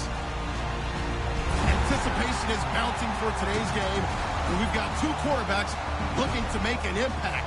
It's the Falcons going up against the Dolphins. With that, let's go down to Miami. Standing by, Brandon Godden and Charles Davis. All right, Larry, EA Sports coverage of the NFL brings us to the Sunshine State in one of America's finest cities, Miami, Florida. Coming up, we've got what should prove to be a good one between the Atlanta Falcons and the Miami Dolphins. Look at the spin. And he'll wind up about 4 yards shy of where he would have been if he had taken a knee, as they'll start at the 21-yard line.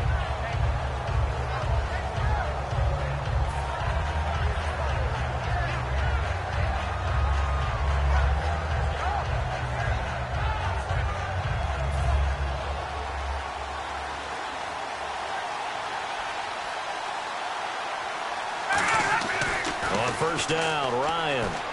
Getting it out left side to Sanu. That throw good for 4. It's second down. Here's the offense, and we talk about the tight end, Jacob Tammett. A lot of people thought of him as simply a safety valve receiver. He can be a primary receiver. Jacob Tammett shows better athleticism than what people expect. Now Ryan on second down. He completes it to Julio Jones. Over 1,400 yards last year for Jones, just 6 touchdowns, but, of course he had the big 300-yard game. However, when he was blanketed with coverage, he always opens things up for other guys, doesn't he? He does, and that's what's benefited Atlanta's offense. Other guys were able to step up. In 2016, Mohamed Sanu stepped up and had his best year as a pro. Austin Hooper, as a young tight end, really developed down the stretch.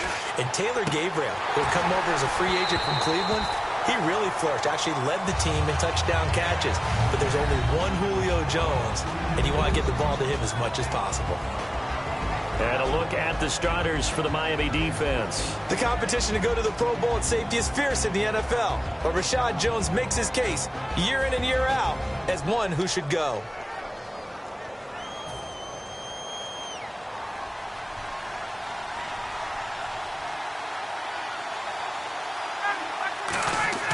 Second and 10 now, Ryan.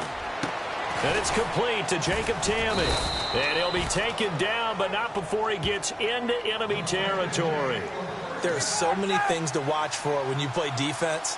And reading your keys, you always hear about that, and having your eyes in the right place. Sometimes your eyes can fool you. How about that play action there?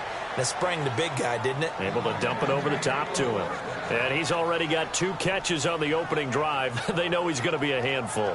And sometimes you game plan for that offensively. You want to make sure that guy touches the ball, and sometimes it just happens naturally.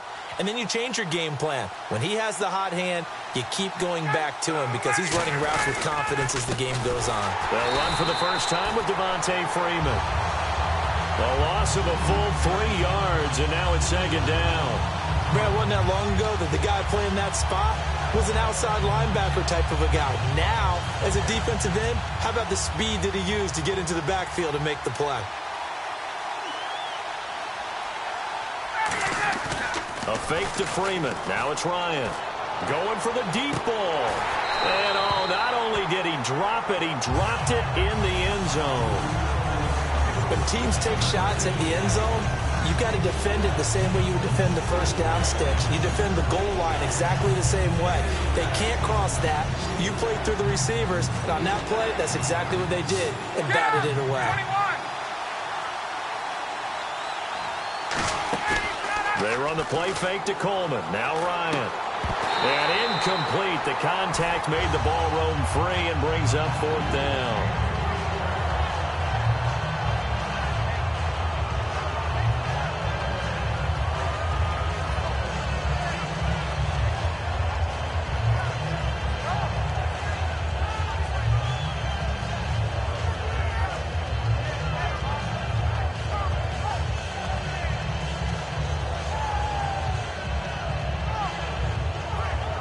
And look at this. They're keeping the punter on the sideline. They're going to go for it here on the opening drive. They're going on 4th down. It's Ryan. Finding Gabriel complete. That one good for 21 yards. And they're able to move the chains as they convert on 4th and long. Brandon, I have one word for you after that completion for a first down. Lucky? Analytics. Well, the analytics say you punt the football there. So we're changing the analytics as we go, right? What a big-time play for them, and really took a big-time chance. Yeah, big-time first half chance. He's going to get this one out to his fullback. And he'll wind up losing yardage here back at the 21-yard line. That's going to go as a loss of 7, and it'll set him back for 2nd down. And the offense readies for play number 10 of this series.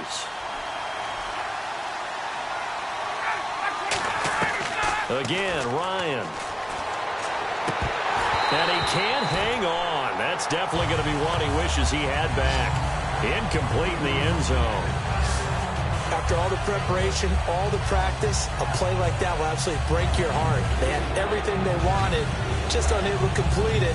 In the end zone, a big-time drop.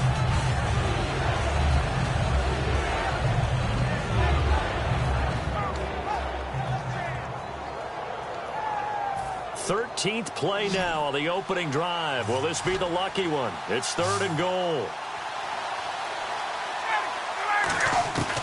3rd and long. It's Ryan. And this is going to be incomplete. He was looking for his tight end, Jacob Tammy, there. And 4th down coming up. All defenders get tired of hearing about their lack of hands and why they're playing defense instead of offense. But in this situation, it was the hands that made the play. Batting the ball away on an attempted touchdown pass. Excellent job. Way to knock it down.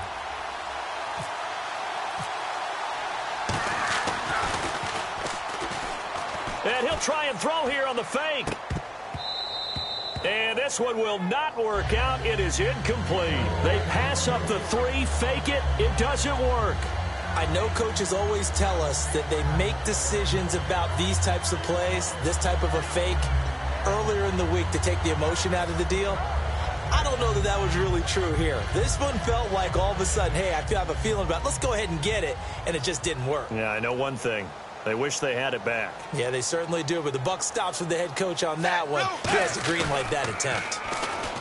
They go play action here on 1st down. Looking left side, that's caught by Landry. And Landry just snuck into the top 10 this year in receiving yardage, 1,136, finishing the year with 94 catches. And what makes him super dangerous is his ability to convert from being a wide receiver to a running back after making the catch. Because I've talked with a number of defensive backs in the NFL, and all of them, independent of each other, say the exact same thing. Tackling him in the open field is difficult, and he leaves an impact when you do actually bring him down. It'll go as a gain of 12. And the Dolphins have a 1st down. Absolutely love the run right there. This guy's known for his quickness, but also for his speed. And he's able to get to the 2nd level almost before you blink if you give him any type of blocking. Always talk about slot receivers, and they're usually known as quicker than fast. In this case, we've got a guy who's quick and fast, and he used it to great advantage. 7 yards, the pickup on the pitch and catch. Nothing flashy there, the slant to the slot. Oh, and the frustration for the defensive guys, because it's a quick play. And you know it's going to be a bang-bang play in terms of the throw and the catch, and then he's able to absorb the contact and complete it. Here's Tannehill now on 2nd down. This one caught. Jordan Cameron. And brought down, but not before they're inside the 25. Okay, when the big guy runs a corner route, you're asking a lot no matter who's covering him. Doesn't matter whether it's a linebacker or a defensive back. He usually has the advantage because of his body type. So after that big gain, let's see what else the offense has up its sleeve. On 1st and 10, Tannehill. And throw right side complete to Parker. And he'll get it down this time to the 17. Back now with Charles Davis. I'm Brandon Gaudin. Second quarter begins with the Dolphins in possession of the football. They've got a 2nd down and 5 here to start things out.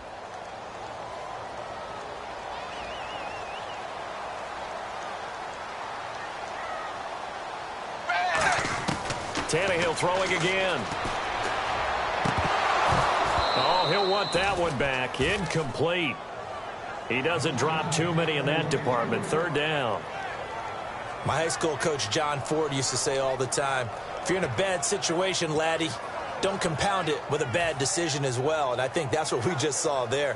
Harassed in the pocket, and he throws into double coverage anyway. He called you laddie? He called me laddie, and that was the nicest thing he called me. Again, Tannehill. Over the middle, able to find Carew. They get only 4 that time as that leads us to a 4th down. They didn't get the 1st down, but I have to say I do like the call. I like what they were trying to do. Try and hit your receiver on the run and see if he can pick it up, keep it on his feet, get a little rack yardage. Yeah, but a nice job defensively to get to him and keep him short of the 1st. So now on 4th down, on trots the Dolphins field goal unit and Andrew Franks.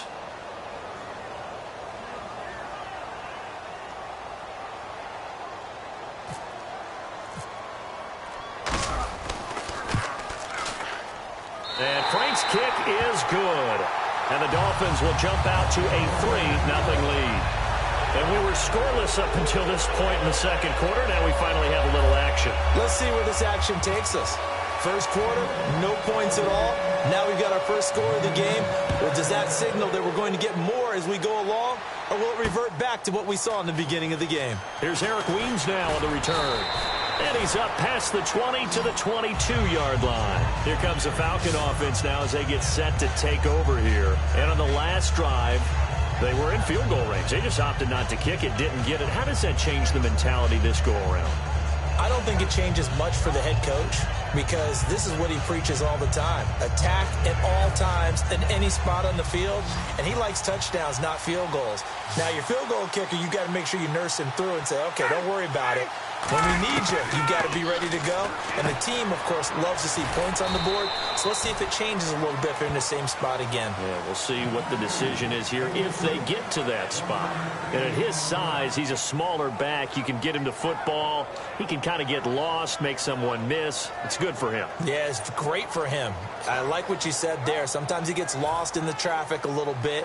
But get him out in the open field into some space.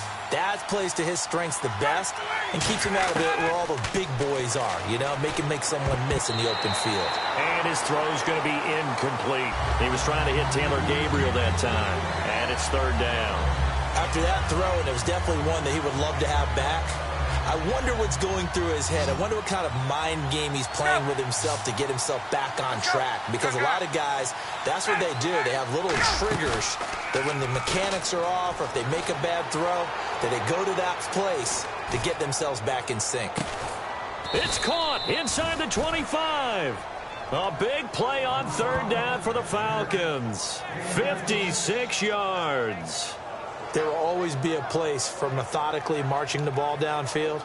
But when you can pick it up in big chunks and strike like that, have explosive plays, that's often the difference in winning and losing.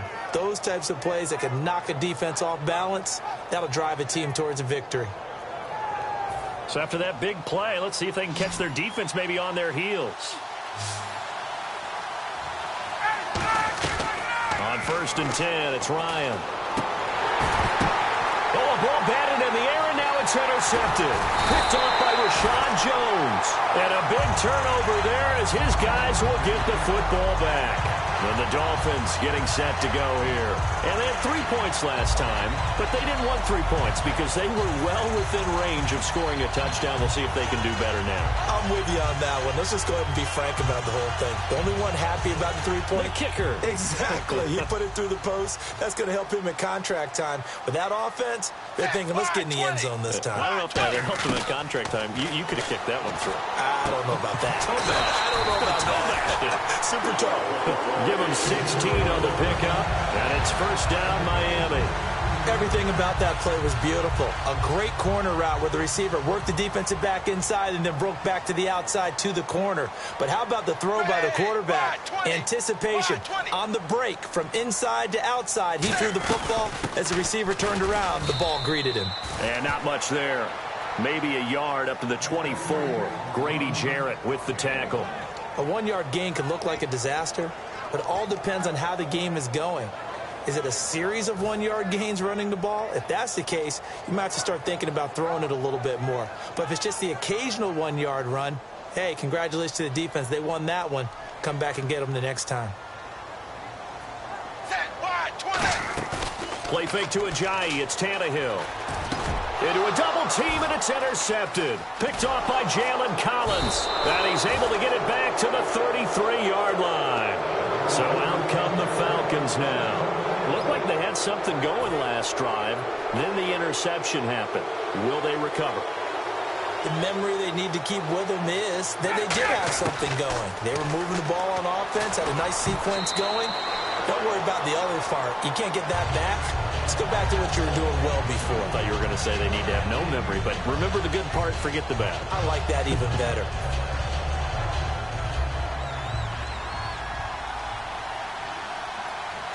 Things get to a quarterback of this magnitude, but I think it's safe to say that pressure can get to any quarterback. He's obviously a great franchise quarterback, but felt the pressure, threw it incomplete. On third down, Ryan. And he couldn't hang on to it through the contact. Incomplete. Not only was that a 3-and-out, it was the third straight incompletion on this drive, and they didn't even think about trying to run the football. Now they have to give it up.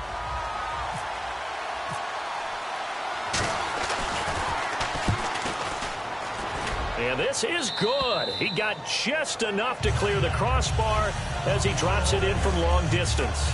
And that will tie us at 3-3. So they had great field position, but a 3-play drive that actually goes backwards, and then they kick the field goal. And I think the key sequence in there, the key phrase you just gave us, a 3-play drive. Had the momentum, great field position, unable to move the football.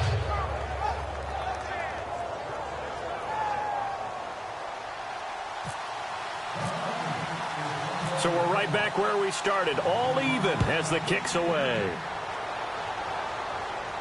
This fielded a few yards into the end zone.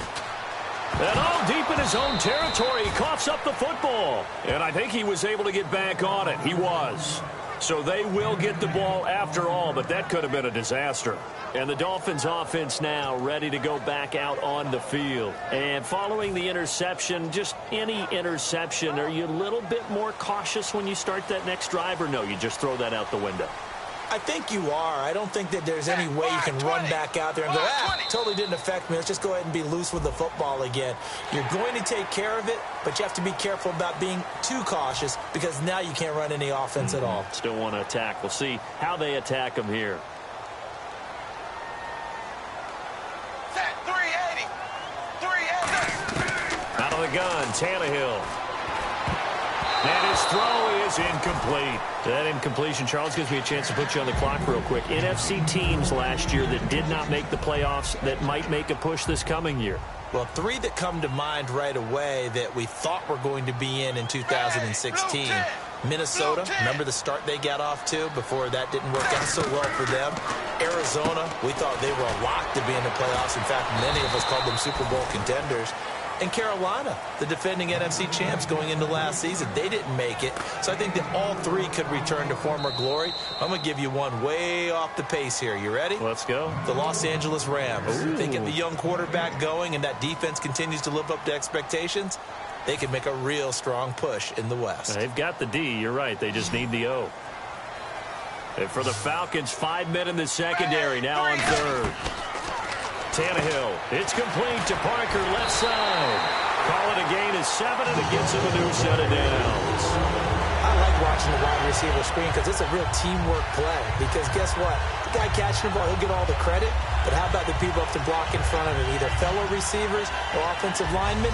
That makes that play a really nice timing play, and sometimes it can break big.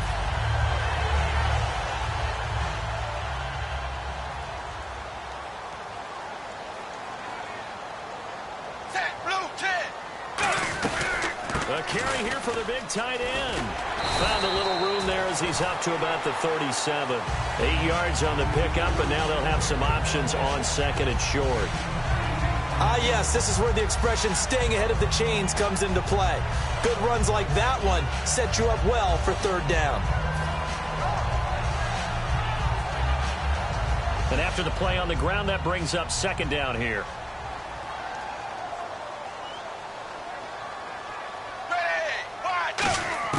A shotgun snap for Tannehill. And incomplete there. A nice hit. Jars the ball free and brings up third down. As tight ends go, he might not provide the super flashy plays very often, but he's pretty reliable. Usually an excellent target and normally catches what's thrown to him, but he didn't on that play.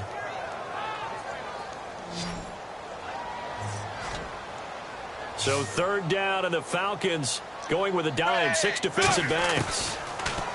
Now Tannehill, and he's got his man. That's Landry. It goes as a gain of 8, and it moves the chains. In recent years, the slot receivers really gained stature in the NFL because they can do so many things.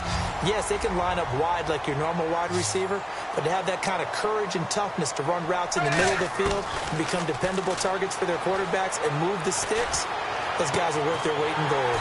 It's caught inside the 25. A gain of 35 that time.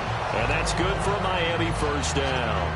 A great job pulling that one in from a guy, as we know, who can really blaze. He's got a lot of speed. And that speed can work for him so many different ways. Sometimes he just takes off and goes, just runs past people. Sometimes you get people to back off so far that you can catch everything underneath. But still, at some point in the game, you probably have to make some contested catches, right? Sometimes you... And he'll take this into the end zone for a Dolphins touchdown. Jarvis Landry, a 20-yard touchdown. And the Dolphins have taken the lead. And that touchdown gives them a touchdown lead before they attempt the extra point. What a great way to end the half. Yeah, great job to put themselves in front. And now, see on the sideline, special teams defense scrambling, saying we want to preserve this for the final moments of this second quarter.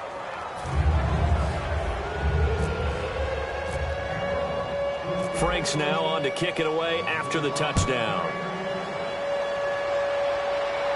And no return on this one as the fair catch is signaled for and taken. Here comes the Atlanta offense now ready to take over here. And what do you think goes on here in this situation? If you got the football, you're trailing, you're back in your own territory with just a little time. Do you try something? You're thinking about jump-starting your team, right? You just mentioned it. They're down. They're trying to get back into the game. But you got to figure, if something goes wrong, you may have put yourself in a spot where you may not be able to come back in the second half. Managing risk, this is a big decision here.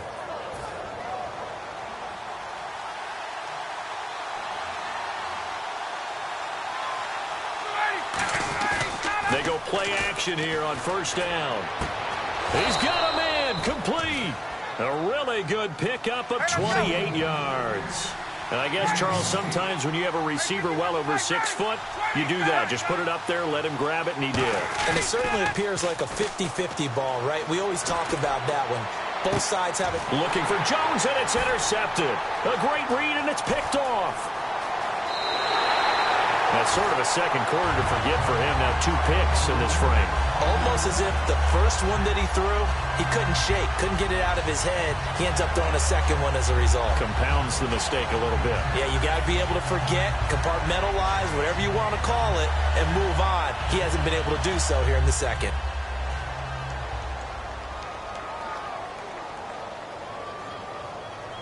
They come out here in the eye. They'll give it to him right up the gut. Jay's going to go. The 40. Past the 20. And he's in for the touchdown on the final play of the first half. The prayer is answered. How did they get that done? And they extend their lead, a little added cushion into the lockers. What a way to finish. Tremendous way. That's momentum that they carry in with them. Can they convert it and bring it back out to start the third quarter?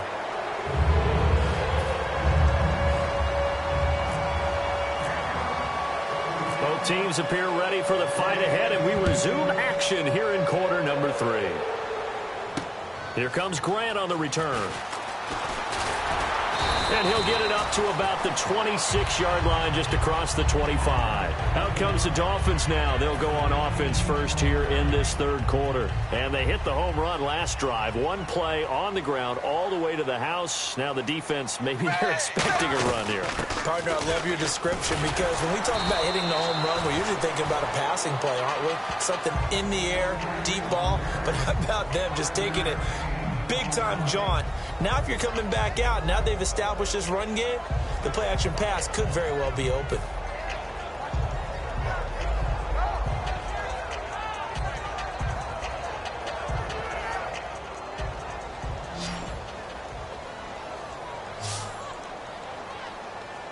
Ready! Blue 10! Blue 10! Here's Tannehill now on second down. And Stills over the middle. And they get him down, but not before he takes it across the 40-yard line. I know many people like to throw to the tight end, maybe in a little flexed out position, because he creates mismatches.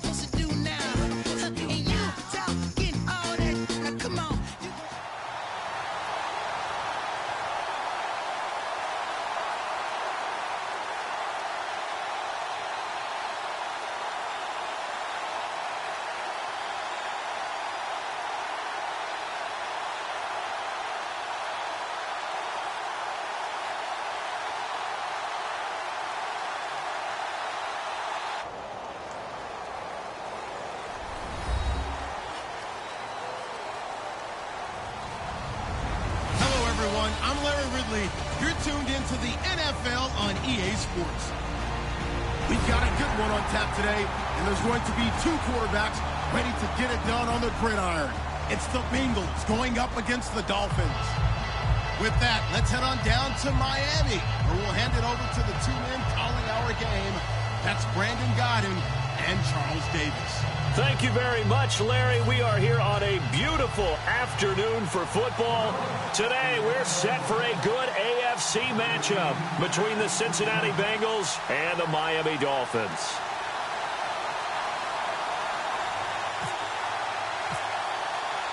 Getting ready is the kicker, Andrew Franks, and we are underway from Miami. That's fielded in the end zone. And no run back here. This will be a touchback, and it comes out to the 25-yard line.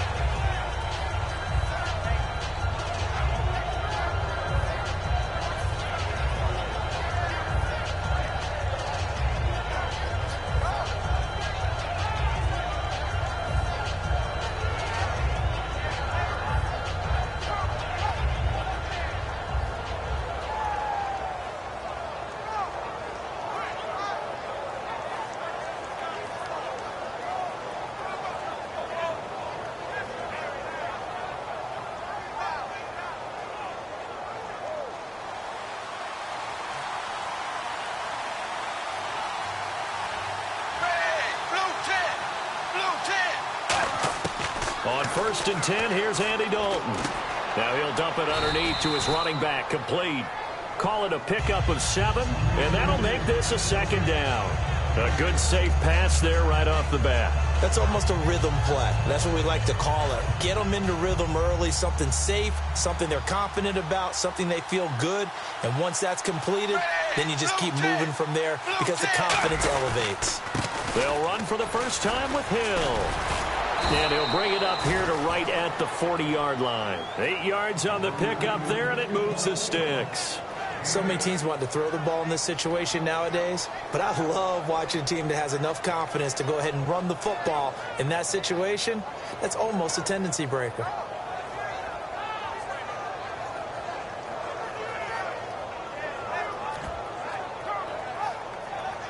So the run moves the chains, and here we go on 1st down.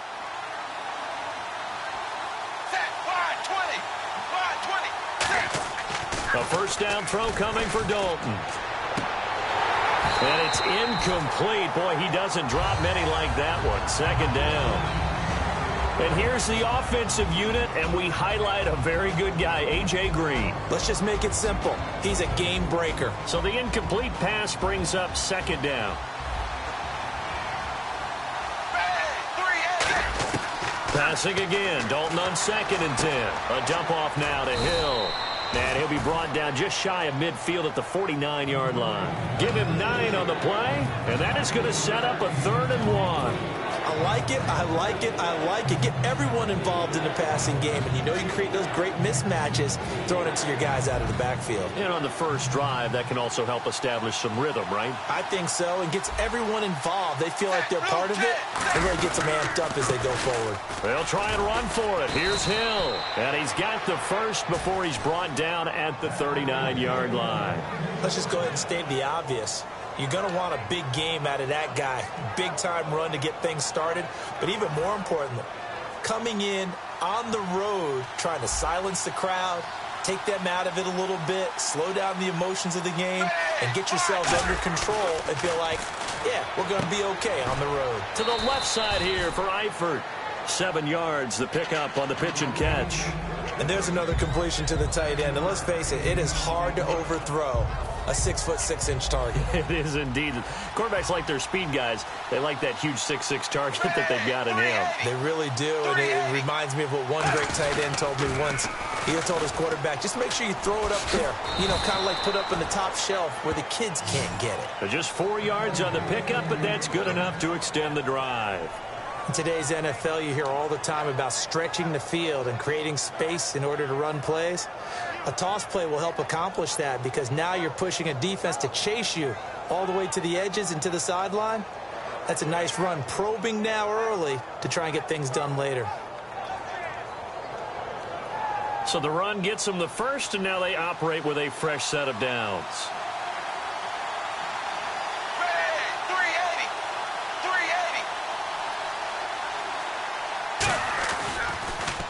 Now a first carry for Giovanni Bernard. And nothing doing. He's immediately taken down at the line of scrimmage.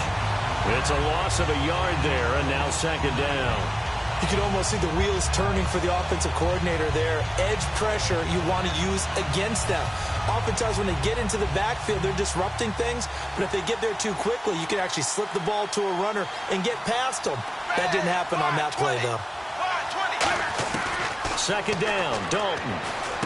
And the catch made, it's Tyler Boyd. 8 yards on the completion, but now they face third down. One thing I can say pretty safely, that route is not called if you don't have a guy who can throw the ball and put some mustard on it. Because if you're going to lollipop it in the middle of the field, bad things usually happen. It takes a strong-arm guy who can rifle it in there, and they were able to successfully complete that one.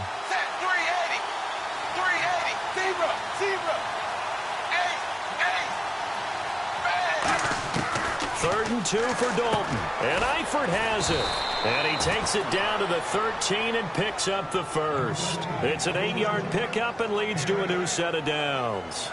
Well, they've had a great, impressive drive going here, and that pickup ensures the drive continues. And not only do you continue the drive, which is demoralizing for the guys on the defensive side of the ball right now, but you make your own defense happy. They're able to get a little more rest over on the sidelines while this one continues downfield. And he'll be taken down here at about the 11. And after that play, we've got a man down, a member of the linebacking corps. And the medical staff will attend to it.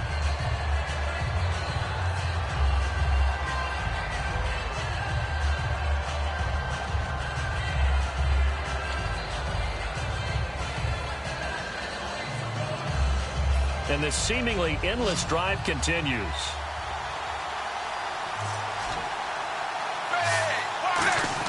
It's second down. Dalton looking. Surveying the field. Trying to get it to LaFell, but it's intercepted. Picked off by Rashad Jones. And a big turnover there as his guys will get the football back. Well, they thought they were going to break the tie. The defense had other plans. They were already in field goal range. But boom, an interception. I don't know if this was a case of being a little bit too greedy with the opportunity to put points on the board, but give credit to the guys on the defensive side. Hung in there, battled, and made a key play. And he'll take this one up to about the 13. 7 yards on the pickup there, and it'll leave him with a 2nd and 3. Now that's the way you want to start a drive. Talk about a tone setter as well as a playbook opener. Now if you want to take a big shot over the top, you're all positioned to do so.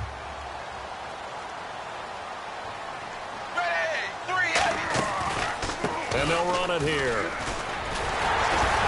And he'll be about a full yard shy of the 20 at the 19-yard line. Back now with Charles Davis. I'm Brandon Gaudin. Second quarter begins with the Dolphins in possession of the football. And they've got it here with a first down.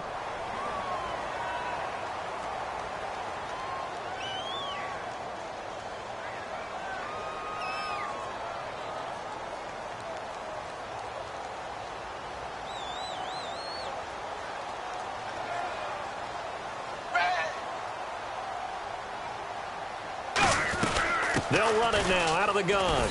And he'll get across the 20, but only to about the 22-yard line. And give him 4 yards there. It'll be 2nd and 6. Well, if you're a football guy, that's a pretty run because everyone is in sync right there. Obviously, the guy carrying the ball, but how about the people up front? Leverage, athleticism, they created some nice space for him.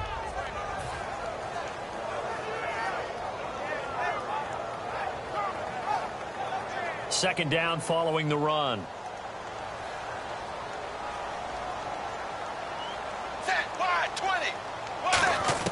They'll try the air now with Tannehill. Now a clash of bodies here, and it's intercepted. Picked off by Adam Jones. And they'll set up shop in enemy territory at the 45-yard line. Cincinnati now ready to take the field. And the interception thrown in the red zone last time. We'll see if they can rebound. I just have to think the last thing he said as they went back out there was, don't do that again. What do you think? What do you think? Yeah, I think that. I think that not only did he say that, but he also told him, let's put it in the end zone that it's supposed to be in, all right? The end zone we're trying to score. I know we're being a little bit facetious here, but the bottom line is take care of the football, and everything else should flow from there. Quick lesson, never ask the play-by-play guy a question. Hey, you're my partner. I know you're right there with me. They go back to the air here after the INT. Jeremy Hill there was the intended target. And now it's second down. I remember growing up playing basketball. My coaches always talked about communicating on defense, making sure you talk on defense, know where your screens are, know where the cuts are coming from, who has who. Well, guess what? It's the same thing in football. Even though there's more noise out there, you can hear all the screams of screen, screen. This defense, the bench, everyone let them know what the play was, and that's why they were able to react and knock the ball away. Green's got it over the middle. Partner, I was working the Buffalo game when A.J. Green got hurt on, I believe, the second snap and never came back. A hamstring injury, couldn't finish the season, fell just short of 1,000 yards, which is something he does each and every year. And that broke his streak of 5 straight 1,000-yard seasons. So you're right, he does do it every year. That was Week 11 against Buffalo, wasn't it? Week 11, unable to make it back, but still voted to the Pro Bowl. They come out here in the eye. Now a first down carry. It's Hill. And he gets it inside the 10 to the 9. It's a nice pickup of 12 yards, and it gives him a 1st and goal. It's really come into vogue to talk about the different gaps that the defense tries to attack in an offensive line. And most of the time we're talking about blitzes. How many times have you heard double A-gap blitz? Well, where is the A-gap? It's the space between the center and the guards, either side. So when you're having a double A-gap blitz, that's 2 guys coming through that gap. In this situation, though, that A-gap wasn't open for the defense to exploit. The offensive line took care of it, protected it, and moved the defensive guys out of the way to allow for that nice run.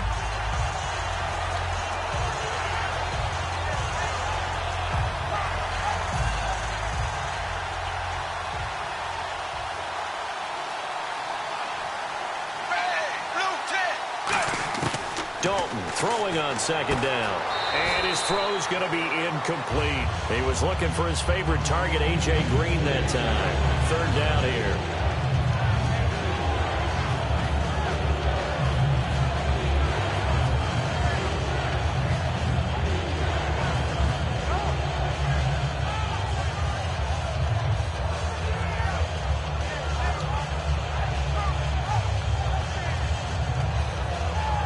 Offense trying to avoid stalling out, facing a 3rd and 10.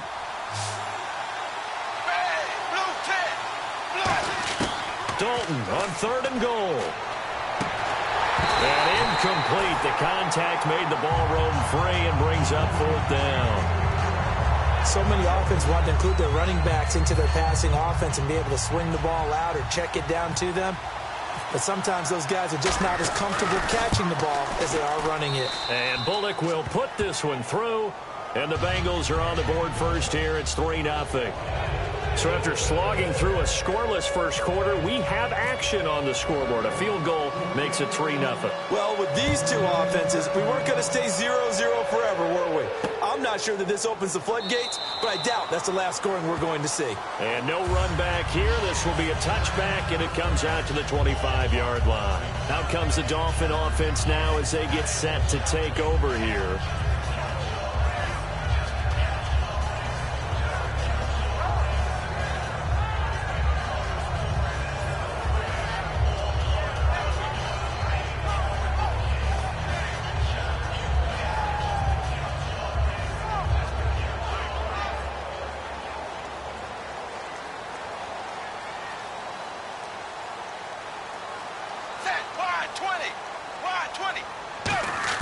Trying to shake off the interception. He'll look to throw. Oh, the ball comes out on the hit, but they'll say it's incomplete. When defenses get to the quarterback that quickly, a lot of times it's called a jailbreak. It wasn't quite that fast, but fast enough that he had no time to look downfield and set himself to throw the ball. And as he tried to do that, he was hit, and it forced an incompletion.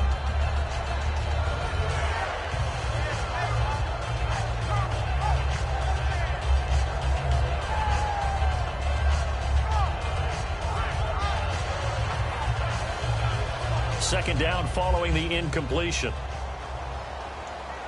They'll put 2 receivers left, 2 to the right. On 2nd and 10, Tannehill. It's caught by Carew. That throw good for only a couple. It brings up 3rd down. Well, there really wasn't much there, but a completion is a completion. A tough 3rd down awaits them. And they're going to go soft on the corners.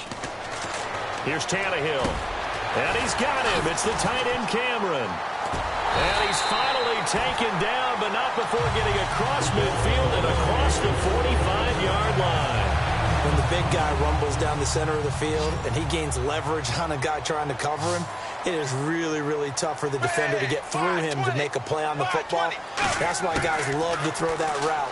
Down the middle, throw it deep, and let the big guy go get it. And over the middle, this is Parker.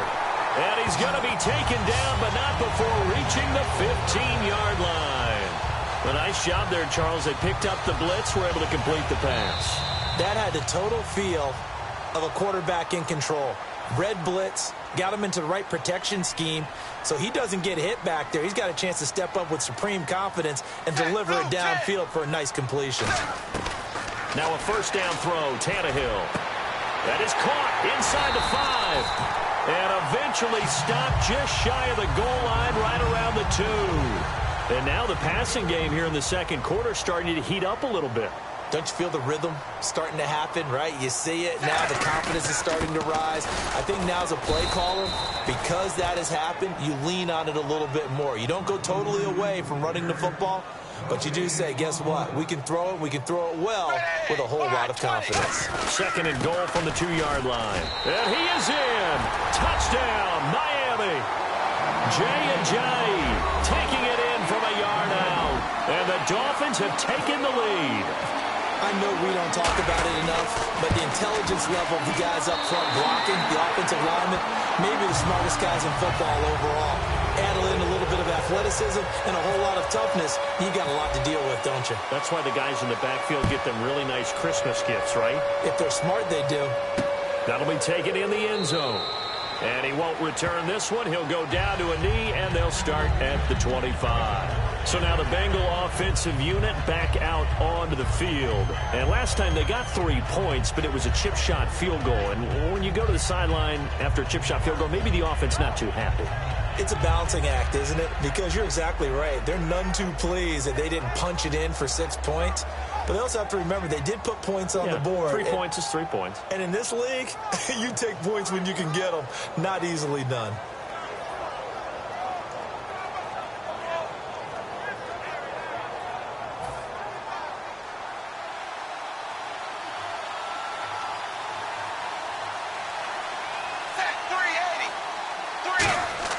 Dalton, first and 10. They set up the screen to Hill.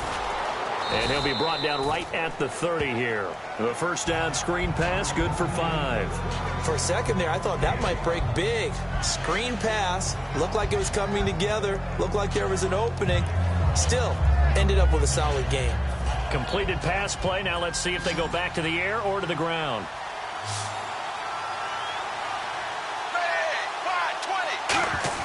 It's second down. Dalton looking.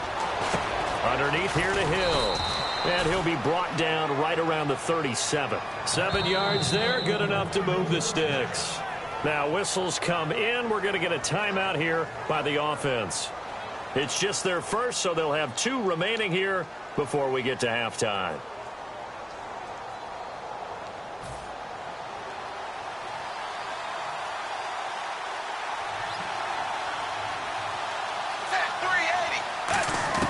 A first down throw coming for Dalton. Nowhere to escape, and he goes down.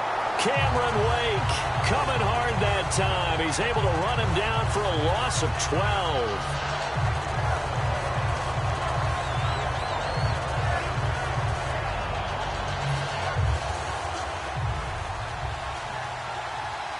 12. They send Green to the left on his own. Second down, Dalton. He's going to let this thing go deep for LaFell.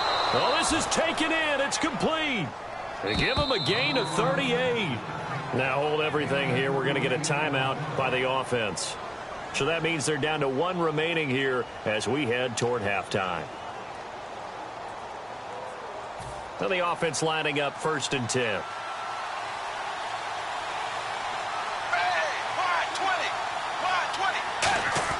On first and 10, here's Andy Dalton.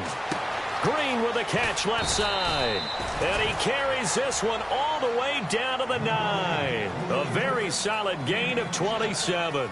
There's nothing like getting out of the gate and finding your favorite target. Andy Dalton just did that with A.J. Green. And some people call that a nice fantasy football connection as well. Yeah, they're piling up the points that way, and they want to see that continue.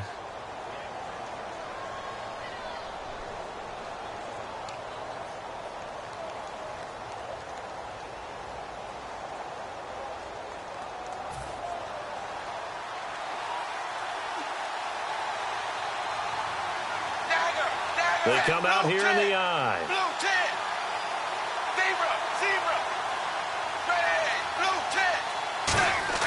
They go play action here on first down. And the tip there altered the ball flight, and it falls incomplete. It'll be second down. Well, we're not playing 3 yards in a cloud of dust football anymore. I kind of get why those old school coaches sometimes didn't want to throw the football. Because if it's popped up in the air, it almost turns into slow motion. And both sides trying to get to the football, and you're holding your breath wondering whether it's going to go good or bad for your team. And not only did he drop it, he dropped it in the end zone.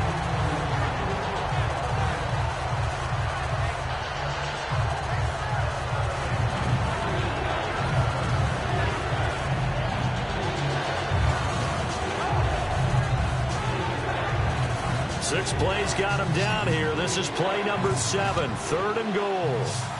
They send Green to the left on his own. Dalton on 3rd and goal. Underneath, this is Bernard. And he'll be brought down here at the 3-yard line. 6 yards on the pickup, and that will bring up an interesting decision here on 4th and goal. So they won't get a touchdown, but here's a chance to at least get 3 to end the first half. This a chip shot, a 20-yarder. First half in the books. You're watching the NFL on EA Sports.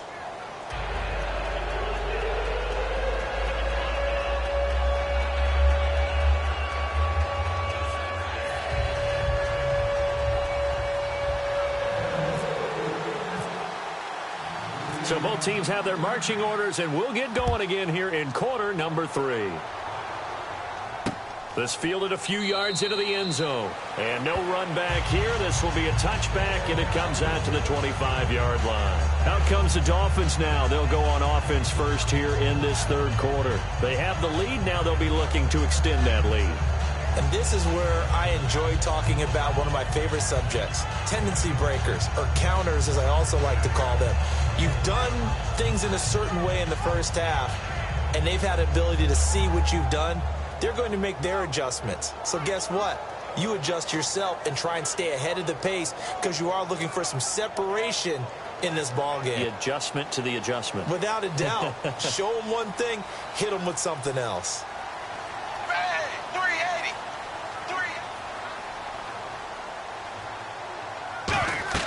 Now a first down throw, Tannehill. They set up the screen to Ajayi. 12 yards on the pickup, and the Dolphins are going to get a first down. When you run a screen pass really well, you got to like the look of it because so many parts come together to make it work well. The offensive linemen, where they're faking people out, the back slipping out there, catching the football, then all of them going together as one unit downfield. A really nice pickup.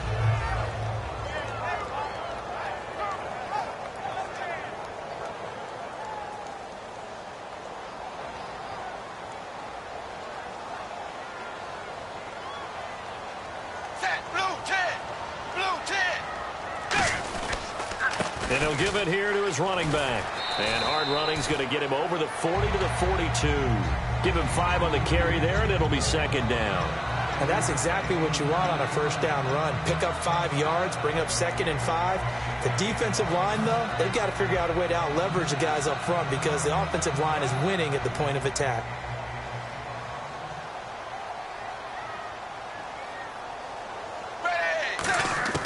On second down, here's Tannehill. And Stills over the middle. And he's free going down the left side. It's a foot race. And all the way in for a Miami touchdown. Kenny Stills, 58 yards. And the Dolphins are able to grow their lead.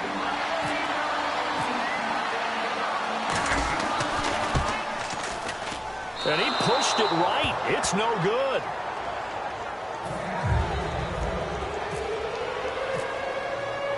Franks now on to kick it away after the touchdown. That'll be taken in the end zone. And the decision to bring it out is going to cost him about 7 yards all told as he's taken down back shy of the 20. Now we take a glance at the offense as they work their way back out for their first possession of the second half. They trail offense first time to touch the ball in quarter 3, and we'll see what they can do. And I can't wait to see what they have planned, because some teams script to start a half. Other teams just go, okay, these are the sequence of plays we want to run. These things worked well for us. And sometimes they throw in that big chunk play right away. Shocker. Try and get after them early and try and create a big play to give themselves some momentum. See what they have up their sleeve. Blue 10. Blue 10. It's second down. Dalton looking. And over the middle, it's LaFell. That catch good for 5. It's third down. One of the feature points of the in route is being able to make a nice throw to the middle part of the field. And for a quarterback, that's one of the better throws and better looks that he'll get. But he has to be careful not to wait too long and let his receiver wander into some tough territory. If he's late with the ball, he can get his receiver hit and hit hard. An extra defensive back in the game now here for 3rd and 4. Third down from the gun, Dalton. And he couldn't hang on to it through the contact. Incomplete. I'm not sure we could spot any tendency here on this third down. They could have run it or passed it. Either one was available. They chose to try and get it through the air, but they were unsuccessful.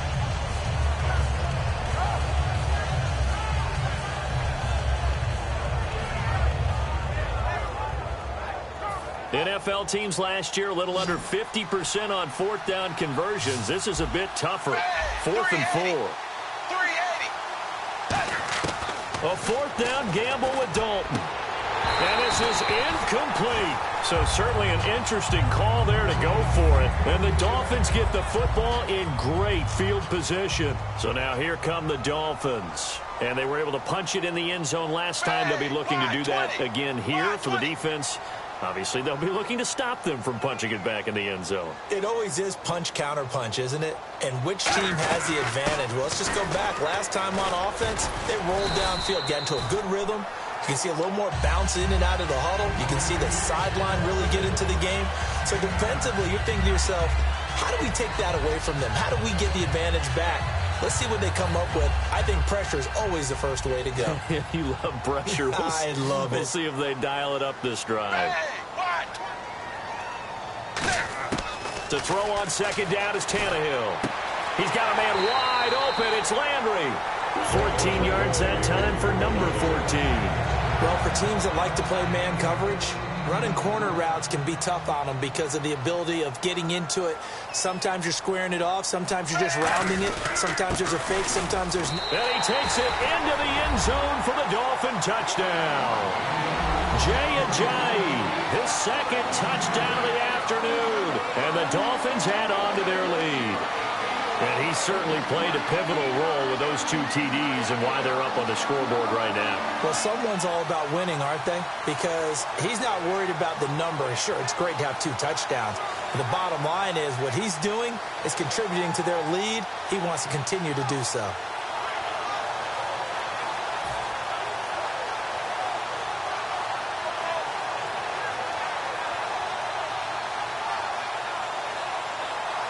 Franks to add the PAT. Oh, they get to the football. It's blocked. There he goes left side. He's at the 50. He's at the 30. And he dives into the end zone and gets the 2 points.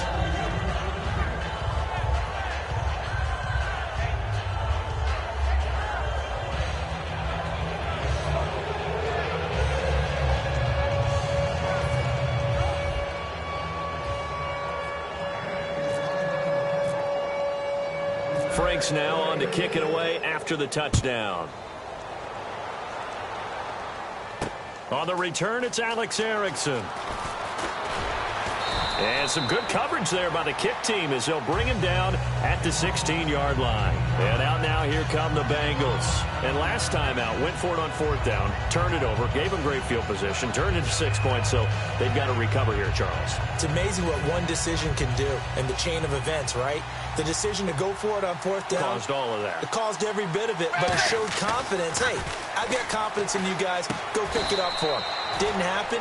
Also showed confidence in the defense. They didn't pick up their end of the bargain, so now they've got to come back out and start over and rebuild that confidence. Wide 20. Wide 20.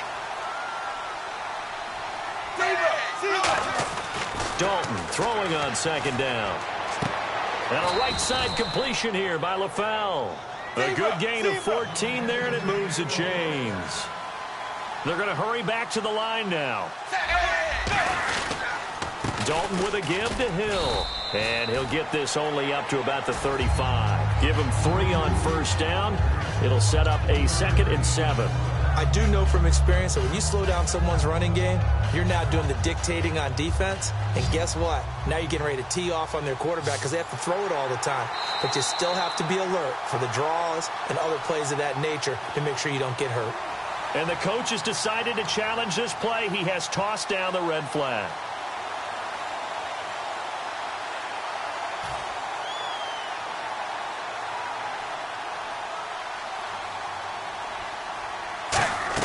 Second down, Dalton. They set up the screen to Hill. And brought down, but not before reaching the 45-yard line. Give him 10 yards on that one, and that'll earn him a fresh set of downs. And they're going to hurry back to the line now.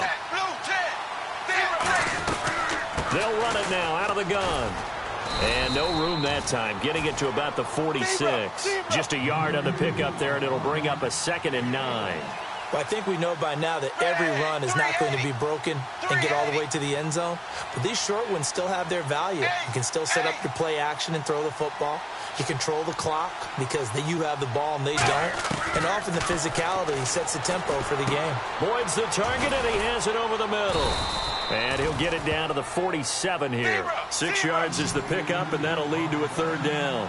Looks like a nickel set here defensively on 3rd and 2. Yeah, maybe expecting a throw. The play fake to Hill. Dalton. And he'll be hit as he releases it, and that'll fall incomplete. Tremendous coverage there. Just did not catch the football, complete the interception. But what do they say all the time? If he had really good hands, he'd be playing offense.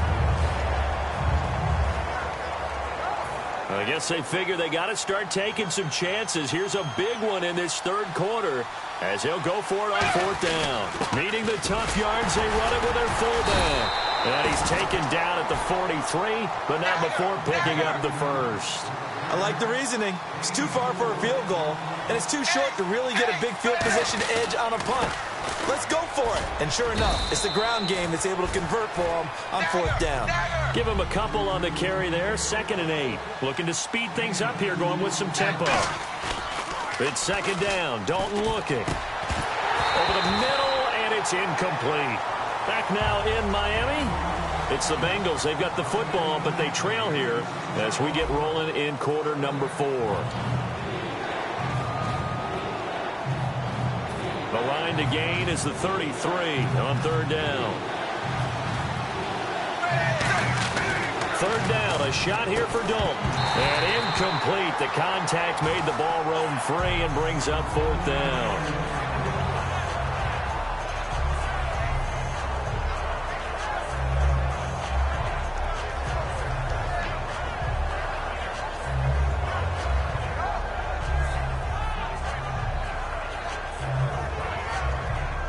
And they're indeed going to go for it here on 4th down.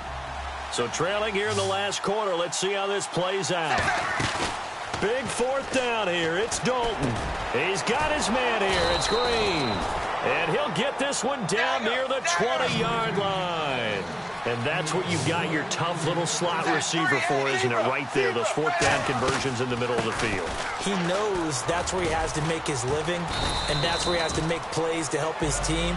And no one is asking him to do anything more or less than do exactly what we saw there. And quickly, they get to the line. From the gun, Dalton looks to throw. Complete to the right side. It's Eifert. And he'll go down here at the 12-yard line. It'll be a gain of 8 yards, and that'll bring up what looks to be a 3rd and inches. Can't be more than a half a foot. They'll run it now out of the gun. And they'll go backwards here, losing yardage to the 14. He lost 2, and it brings up 4th. We just saw another example of how the defense is winning this game. Really at the point of attack, the offensive line's just getting pushed around. I think now whistles come in. We're going to get a timeout here by the offense. It's just their first. They'll be down to 2 remaining as we step aside here in the 4th quarter. All right, they're going to try and keep hope alive here on 4th down. They're going for it. Got to try it here. He's back to throw. And Eifert has it. 5 yards on the pickup, and the decision to go for it pays off. They've got a 1st and goal. Well, the feel that I get on this is that they felt like 3 was just not going to be enough after getting this deep into their territory. And, Charles, correct me if I'm wrong, but it didn't even look like they hesitated there. They knew they wanted to go for it. That tells me that during the week, they were thinking about these situations, and they feel like maybe they're just the better team, and they want to go ahead and prove it conclusively.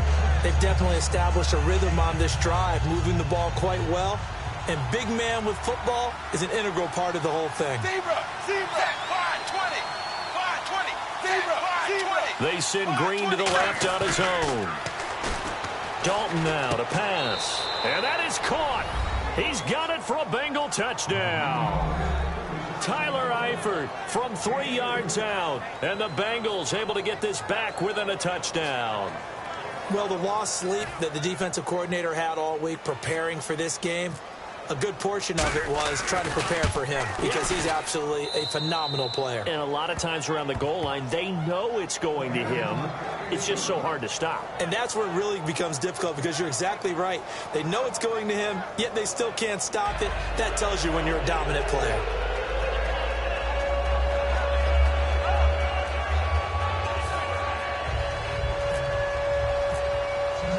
Now Bullock will send this one away after the touchdown.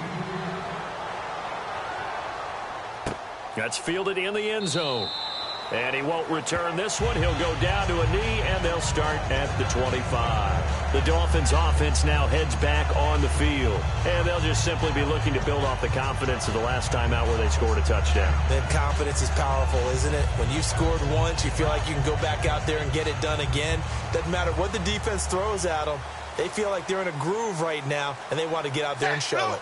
Yeah, hoping to stay in that groove here this go-around. Tannehill, it's complete to Parker, left side. And they're able to get this one across the 35. It's a gain of 11 yards that time, and it produces a new set of downs. I think that's a big pickup for a 1st down because when you run a drag route against zone, you're sometimes asking for trouble because you might run into a defender. Yeah, well, there they ran into a 1st down, executed it to perfection. Ready, wide 20, wide. Tannehill on 1st down. And no escaping this time as he'll go down. They got him for a sack. Geno Atkins in there to drop him, and it'll be a loss of about 8. And the offense here just looking to stay in bounds, complete the short passes, and put this game on ice. Set, wide 20. Here's Tannehill now on 2nd down. And the hit jarred it loose. It's incomplete. Oh, man, for him to be that wide open and drop it, sometimes you have just too much time on your hands, right? You end up thinking way too much, and your hands get shaky. And, yes, he's a tight end, but that's a catch he should have made. And the defense in desperate need of a stop. They have to get off the field and get the ball back to their offense if they want a chance. Wide 20.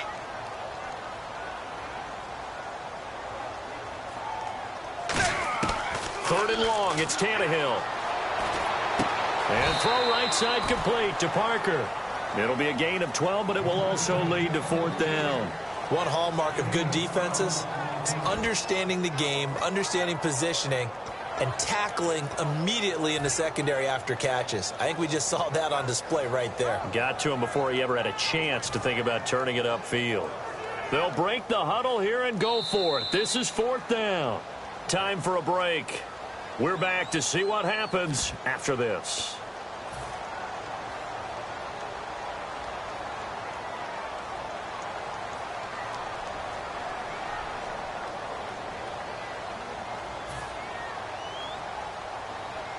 And here's a big one now. Trying to hold this lead. They're going to go for it here on 4th down. Set, 380. Dolphins going on 4th. It's Tannehill. And he finds Stills complete.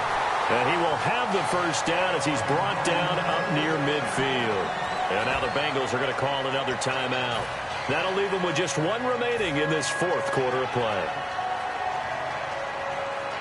Offense comes to the line now, 1st and 10.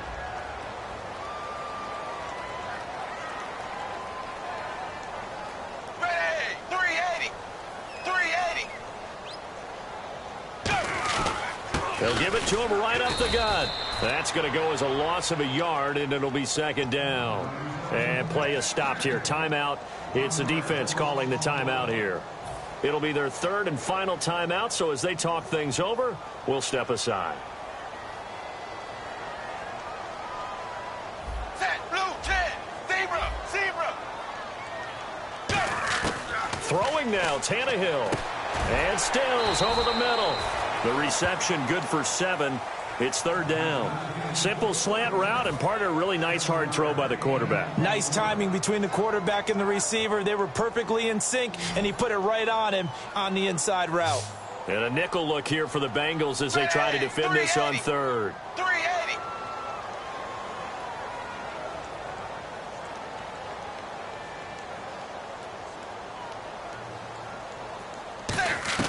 Tannehill. And that is incomplete. He was looking to get it to Jarvis Landry that time. And it's 4th and 4.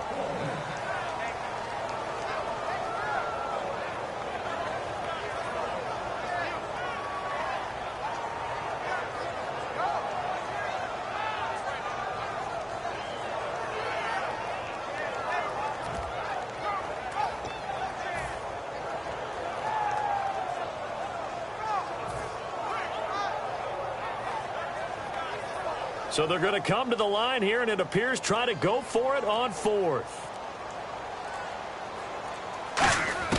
Here we go on 4th. Tannehill. A strong running. On the left side, this is Stills. Give him 6 on the play. And on 4th down, they're able to convert and move the sticks. I remember in pregame when we were talking to him on the field, and he took his gloves off and showed us his fingers. A few misshapen ones in there, and now we know why, trying to catch those types of bullets. That was a dart. Yeah, even for a talented receiver, those are tough to hang on to. Trey Kirkpatrick, the cornerback, up to make the stop. Partner, we know today's NFL is really built around the guy throwing the football. But these short runs, they still pay dividends because they can take their toll on a defense, and they can add up as the game goes along. You control the clock, you control the ball, and that way you often control the game. Well, just play after play after play on this long drive for the offense. Hey, wide 20. Wide 20. Tannehill going to throw it. And he can't get a throw away. He's taken down. Carlos Dunlap. He's the one that got to him. He takes him down for a loss of 9.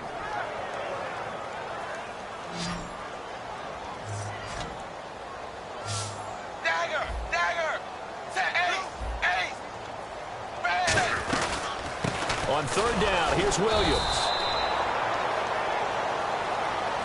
And Charles, I think when the schedule comes out, all teams, no matter where they're predicted to finish, talk about protecting your home turf. They were able to do that here in this one. Similar to a tennis match, right? Not letting them break your serve. That way you hold on to it.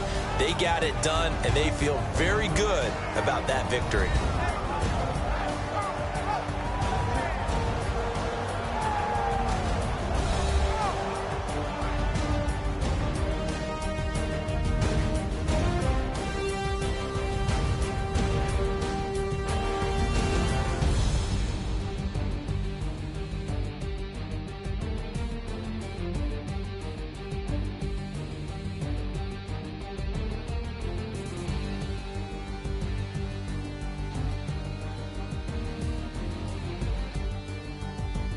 So that's a wrap for Charles Davis. I'm Brandon Gunn, and this has been a presentation of the NFL on EA Sports. For more, check us out at easports.com.